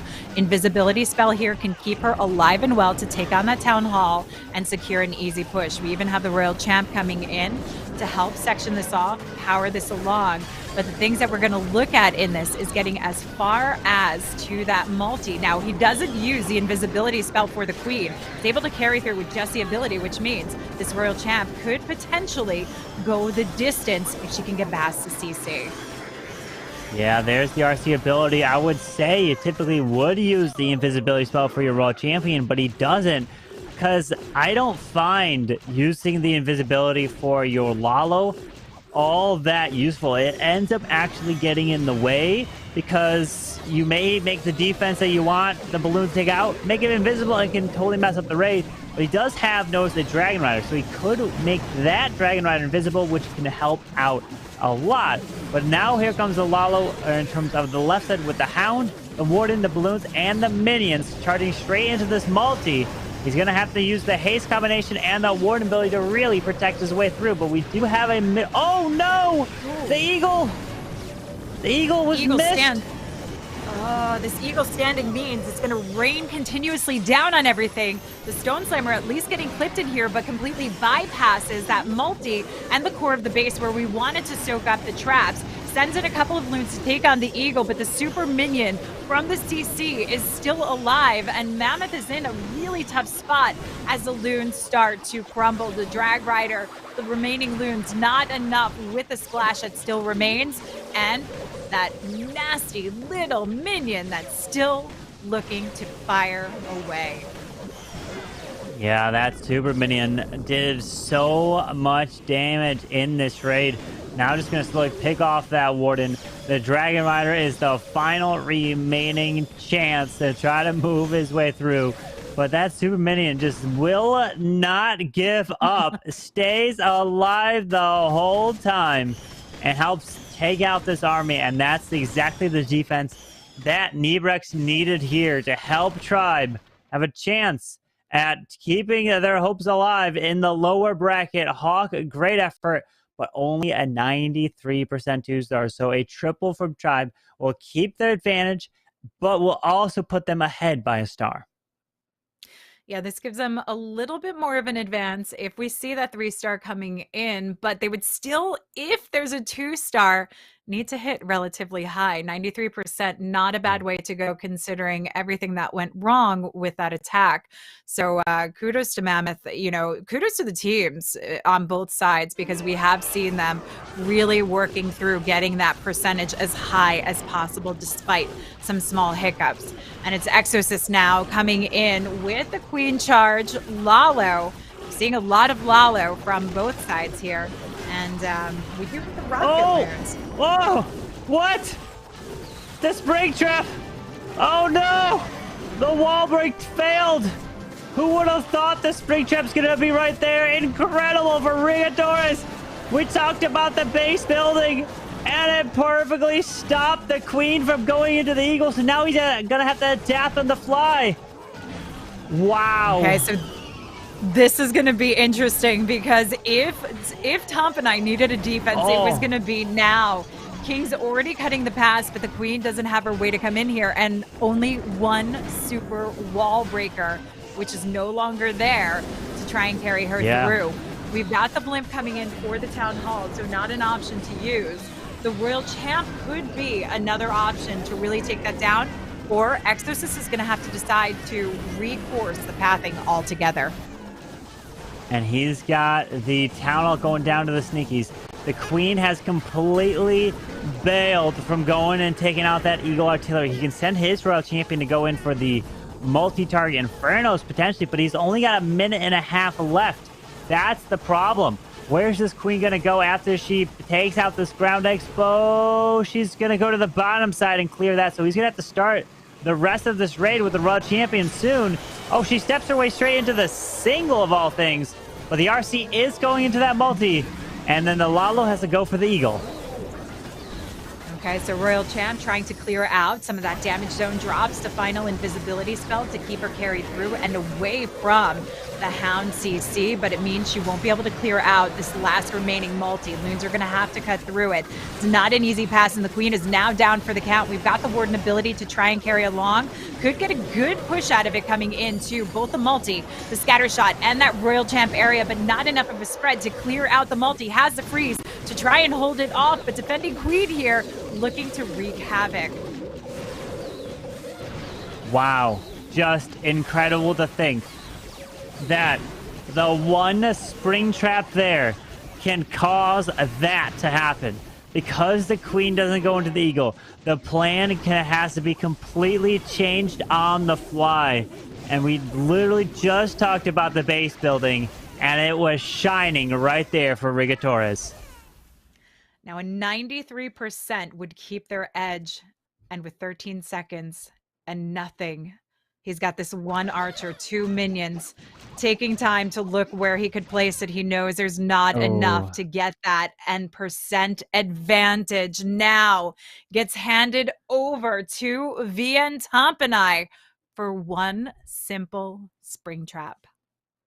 That's the story right there. A spring trap stopping all the wall breakers. He didn't have a super wall breaker because he had sneaky goblins and he had rocket loons in the mix. So he couldn't take a third super troop. And typically, what you tend to do before the super wall breaker with a regular one, you would drop a test wall breaker to test, and then you drop the rest of them. But with the addition of the super wall breaker, you don't really need to do that. Maybe he kind of said, you know, I think they'll be able to beat through the wall anyways. And that, I guess it wasn't the case with the spring trap there. Yeah, a bit unfortunate on this one for Tribe Gaming. They are going to have to rely on having some more defense to try and get back into this, but also picking up some 3 stars. Let's see what Machuo can do if he can carry this lead. This has got to be putting them in a pretty exciting position. This has got to be a huge boost knowing this defense has just turned the tables for them. Great value out of the Yeti, actually starting to clear up the opening here towards that town hall as he sets his super drags in place. Yeah, the super dragons are going to come towards the enemy royal champion. Scattershot move his way into there. It has that stone slammer to use the send in there. There's the freeze onto the sweeper to stop him from getting pushed back. But he's going to be relying on these super dragons to take that town all down. The wizard does grab the air defense. That was a beautiful wizard to grab that value. Absolutely. King and Queen doing some excellent work. King providing the tank. Queen taking on a little bit of damage, but will be able to power along right behind this King into the Eagle compartment. And that's all going to force the dragons right there into the core of the base. A little bit of a bypass to the outside edge with a couple of those super drags. It's actually never a bad thing because they take care of the cleanup considerably well, especially if you have about 4 of those super drags in the core to help finish off the job. And of course, we still have the Royal Champ to bring into the board here, coming from that 3 o'clock side. Yeah, the Royal Champion has her ability. The poison spell slowing down the enemy queen here. The super dragons are getting picked off, but this task department is going to be a huge problem to try to push his way through. So could this be a defense for Exorcist? The RC's ability goes off. Queen's got her ability. With the unicorn on her at full health at this point, we do have a opening to the bottom side. It looks like he might just have enough with this queen. Down goes the air defense. He's going to damage the No! He's going to take the multi down with that last shot of hers. And the Skellies are not enough to hold this queen back. With this ability, playing his cards right, he's got more than enough power to carry through, especially with this unicorn alive and well. 51 seconds left to go, and everything is reachable. Does not need to be through walls to get anywhere. No matter how many Skellies crop up, I can't see this holding that queen back. Yeah, with that queen ability, with just 35 seconds left, she can help clutch this unless something insane happens, like a bunch of Skellies, a giant bomb, small bombs, all here ready. But you never know. You never know. Wait for it. There's the ability. There's a small bomb. Loses a few. There's the giant bomb. Oh, I said it. But Michuo still manages to get the triple with those traps popping. That was an almost great effort from Exo to try to get that defense, but Michuo with the triple. Great job. Yeah, the Skellies on the back end really trying to hold that one off, but not enough. And we saw a little bit of that flex and stretch coming in from Michuo, knowing he had that one in the bag. So he keeps VN Tompinai now in the lead as Tribe try and struggle to find the defense to get back in this. But we are looking at a bigger differential now, unfortunately for Tribe, where it was so very close. This has taken quite a big turn, but it ain't over yet. We still got plenty more to go. We do indeed have a lot more to go here today. This is the final word today, but then we have more tomorrow. You don't want to miss that, where we'll be crowning the champion of the first tournament here in the 2022, the Clash of Clans Worlds Warmup. It's going to be an incredible year for sure. But Rikira starting off with that scaly donut. Now take out the multi, the clan castle, and use that bat spell onto the Inferno Tower. Another invis, and yes, he makes it look so easy. How do they do it? They really do make this look like incredibly easy. The skill to get every bit of placement down that you need to is not an easy task, to say the least. We've got the Skellies drop down as well.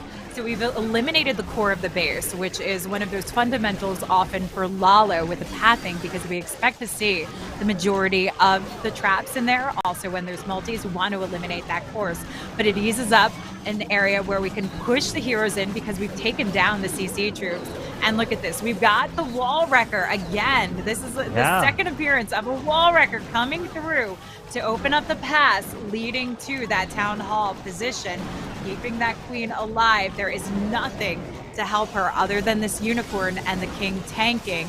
So we'll see if we've got some yetis to come out, sneaky goblins to come in and take on that town hall and help this first through. Wow. Oh, the queen's ability was forced. He definitely didn't want that ability to go off. But the one benefit you get with the wall wrecker is that you won't be activating the town hall early. So the queen was able to take the town hall down now, even though her ability went off. And here comes the Lalo off to the left side, moving into the eagle. But notice the pathing is very nice for this Lalo. But he does have 3 haste and no freezes to use. He has to time this War Internal Tome perfectly to protect the balloons, the Headhunter, and the Lava Hound as he makes his way across the space. And there it is. Beautiful narrowed out pathing. I'm still impressed by the ice golems coming out of that CC that really helped that queen, even though she burned through that ability. But we've got the Royal Champ helping to carry this through. Final hastes are down to keep this moving along. And on the inline edge, that Royal Champ taking down the Expo is huge as loons surround to finish off the job here. Tribe coming in with the 3-star they very much need, but they need more than this, Carbon. They do. They need help on the defensive side to stop V and Tompinai. Rikira's with the 3-star had to invest some of those extra freezes and invisibilities for his queen to be sure to take that town hall down, and he was still able to get it done. GG. What an attack. And it's just incredible to see the wall wrecker allowed that queen to go all the way to the town hall, get that value, and was able to pull away with that 3-star. Yeah, just a beautiful multi-phase attack, and this is why Rakira's within the competitive community is known as one of the top players, especially in Lalo, because this is what he does. But he is so versatile in the ways that he actually comes in with it, thinking about every avenue that he can come in from. And again, we see that from Queen Walkers as well, who is coming in with new ways, reinventing the way we're coming in with our approaches, which is often great to see, keeping it nice and fresh. Absolutely. And we have the final set of attacks here today to be seeing who's going to advance to take on SpaceStation in the next match, which will be tomorrow. And just is the pressure. We have 4 techs from Tompinai, 4 techs from Tribe. So a triple from Tompinai, and they win. But if they don't, then Tribe has a chance to make the comeback with the closing triple. Who will be responsible for Tribe? Well, that would be Fluxy, who failed in the first war, and the pressure comes down to him. But before that can happen, Riga Torres can put it all to an end here with a 3-star.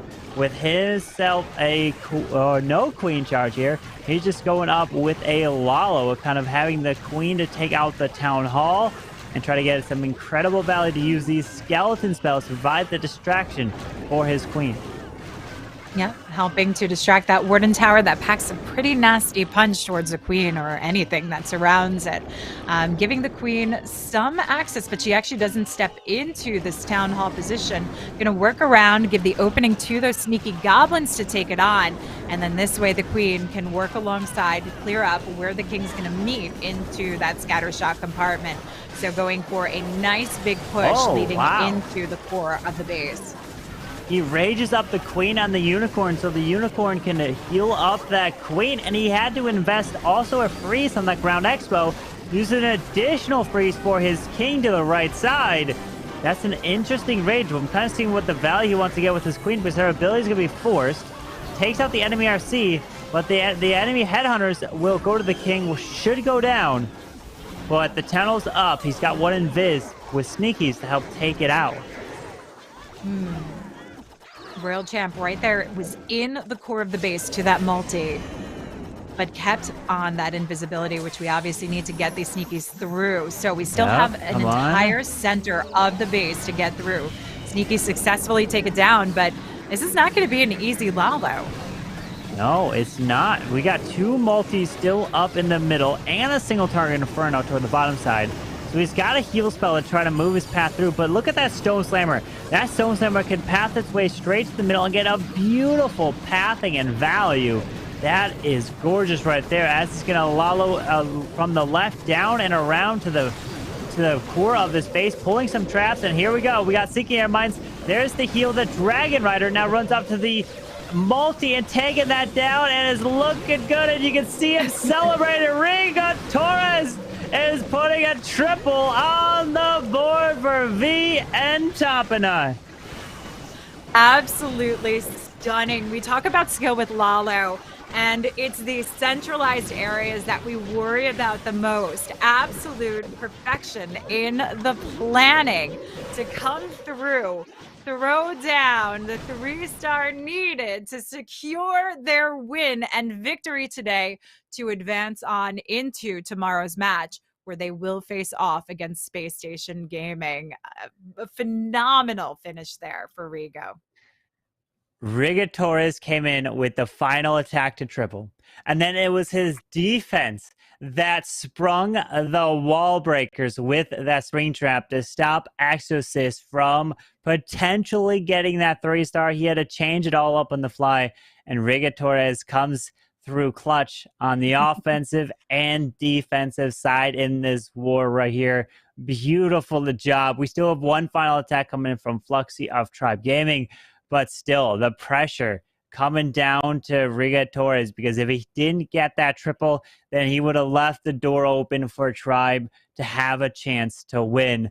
But it comes down to the percentage. It comes down to all of those small things you do in your raids that all adds up. And especially when it's only a 5 versus 5 in these esports wars, then every single attack and building makes a difference.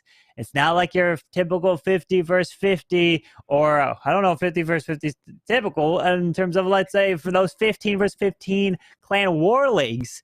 Those are definitely a little different in terms of percentage-wise, where you only have one attack, and in these ones you also only have one attack as well. But Fluxy, with the Queen of Charge, Lalo does have the one skeleton to use. Yeah, one skeleton spell here to add that nice distraction, which we're seeing more and more of. Queen with an easy opening leading through. We've got access to the air defense and to work our way back in and around. I'm curious to see where this charge is going to lead her, because we've got that opening again a little bit further inside, and the king can come in through for that scatter shot position potentially, because we are starting to see a lot more of these opening pathings in the walls. But look at this. Drag Rider coming in, nice value to get in, working through for that eagle and connect this all along. Yeah, that Queen's going to get some nice value. The multi, the enemy king, potentially the eagle artillery, unless the Dragon Rider just says, hey, you know, I'll take that out. No problem there. And, oh, come on, one more shot. One more. No, just barely stays up. But hopefully that should be okay, as the Queen can help take that down, path her way into the middle multi. She will have to beat through a wall in order to get that. Or a wall break. She's got the wall breaker to come in, able to get through, and it doesn't set her off course, which is good. I think that would be the biggest issue for it. But King, oh, we've got a big push coming in. King coming in with the Warden, the Royal Champ, and we've got the blimp to sail through it to get straight to that town hall. Beautiful job there with that blimp making its way. The sweeper's gonna, no, the sweeper just actually misses the blimp right there at that angle, and having sneaky goblins coming out of it to help secure the town hall. Down it goes. There's the freeze on the single. World champion still going. We still have a lava hound and some more balloons to use in this raid. Definitely. And the Queen still alive, drops the final rage that she has. Skelly spell has been used to distract the defending royal champion. The scatter shot, the expo surrounding, giving this Queen a fighting chance here, and visibility to keep the royal champ just alive long enough through the end to support the loons. And we still have a freeze for that back end scatter. Queen's got some life left to her. The loons don't. They need to sneak in fast, and unfortunately, not going to have enough to finish this off. Well, the Queen comes in. That King and the Warden are still up, so the Warden can help reach over the wall, but the Warden's going to first go for the... wait, no, Warden, okay, Warden's going for the Tesla. Queen's still making her way through. It is an opening. The bomb tower should be going down here. Oh, the tornado trap's going to slow him down. If the Queen has stepped... No, tornado trap doesn't even get stepped into. The Queen with only 8 seconds left. It looks like we might just fall short with the skeletons to slow him down even more. And Fluxy only getting that 98% 2-star. And congratulations to V and Tompinai, as they will be advancing in the lower bracket. And that means Tribe Gaming have been eliminated from the Clash of Clans Worlds Warmup. What a performance here from Tompinai. And they will be taking on SpaceStation tomorrow. And tomorrow we'll be crowning the champion. So you definitely don't want to miss that. But this was a 13-star performance from Tompinai at 98%. Absolutely well fought between both sides. Incredible attacks, but even more importantly, incredible defenses. But I think we've got to hand MVP over to Rigo Torres, not only for the defense, but for that triple in the end. A beautiful way to lead his team to victory and advance on to tomorrow's matches. Indeed, and notice that Alex Assist, who hit Rigo Torres' base, that was the lowest percentage as well on the Tribe side. So that was a very impressive performance from Tompinai. The base held there, just was not Tribe's day. And unfortunately, like that, they started today in the upper bracket, and they are unfortunately now going home and being eliminated. That's what can happen in just a matter of matches. And if you just have one off day, you can be eliminated. But we will now be down to the final 4 teams here. And here's the bracket. And this is what it's going to be. Some incredible matches to come, Lady B. Oh, these matches I am so excited for. We've got Queen Walker Stephanie facing off against Vatang in the upper bracket. Both teams have proven that they deserve to be there. But equally, SpaceStation Gaming facing off against VN Tompinai. They have fought so hard to stay in it. It is anybody's war. And like you said, we're going to crown a victor. $30,000 on the line for these players, with first place walking home with $15,000 of it. Absolutely incredible. But you guys do not want to be missing those matches tomorrow, which is going to be tomorrow on Sunday at 13 UTC, the same time that the streams for the Clash of Clans Worlds Warmup have been all this weekend and on the last Sunday. It's going to be an incredible set of matches. But that's going to wrap it up here from me, Carbon, and Lady B. I hope you guys have a great rest of your day, and we'll see you guys tomorrow. Clash on.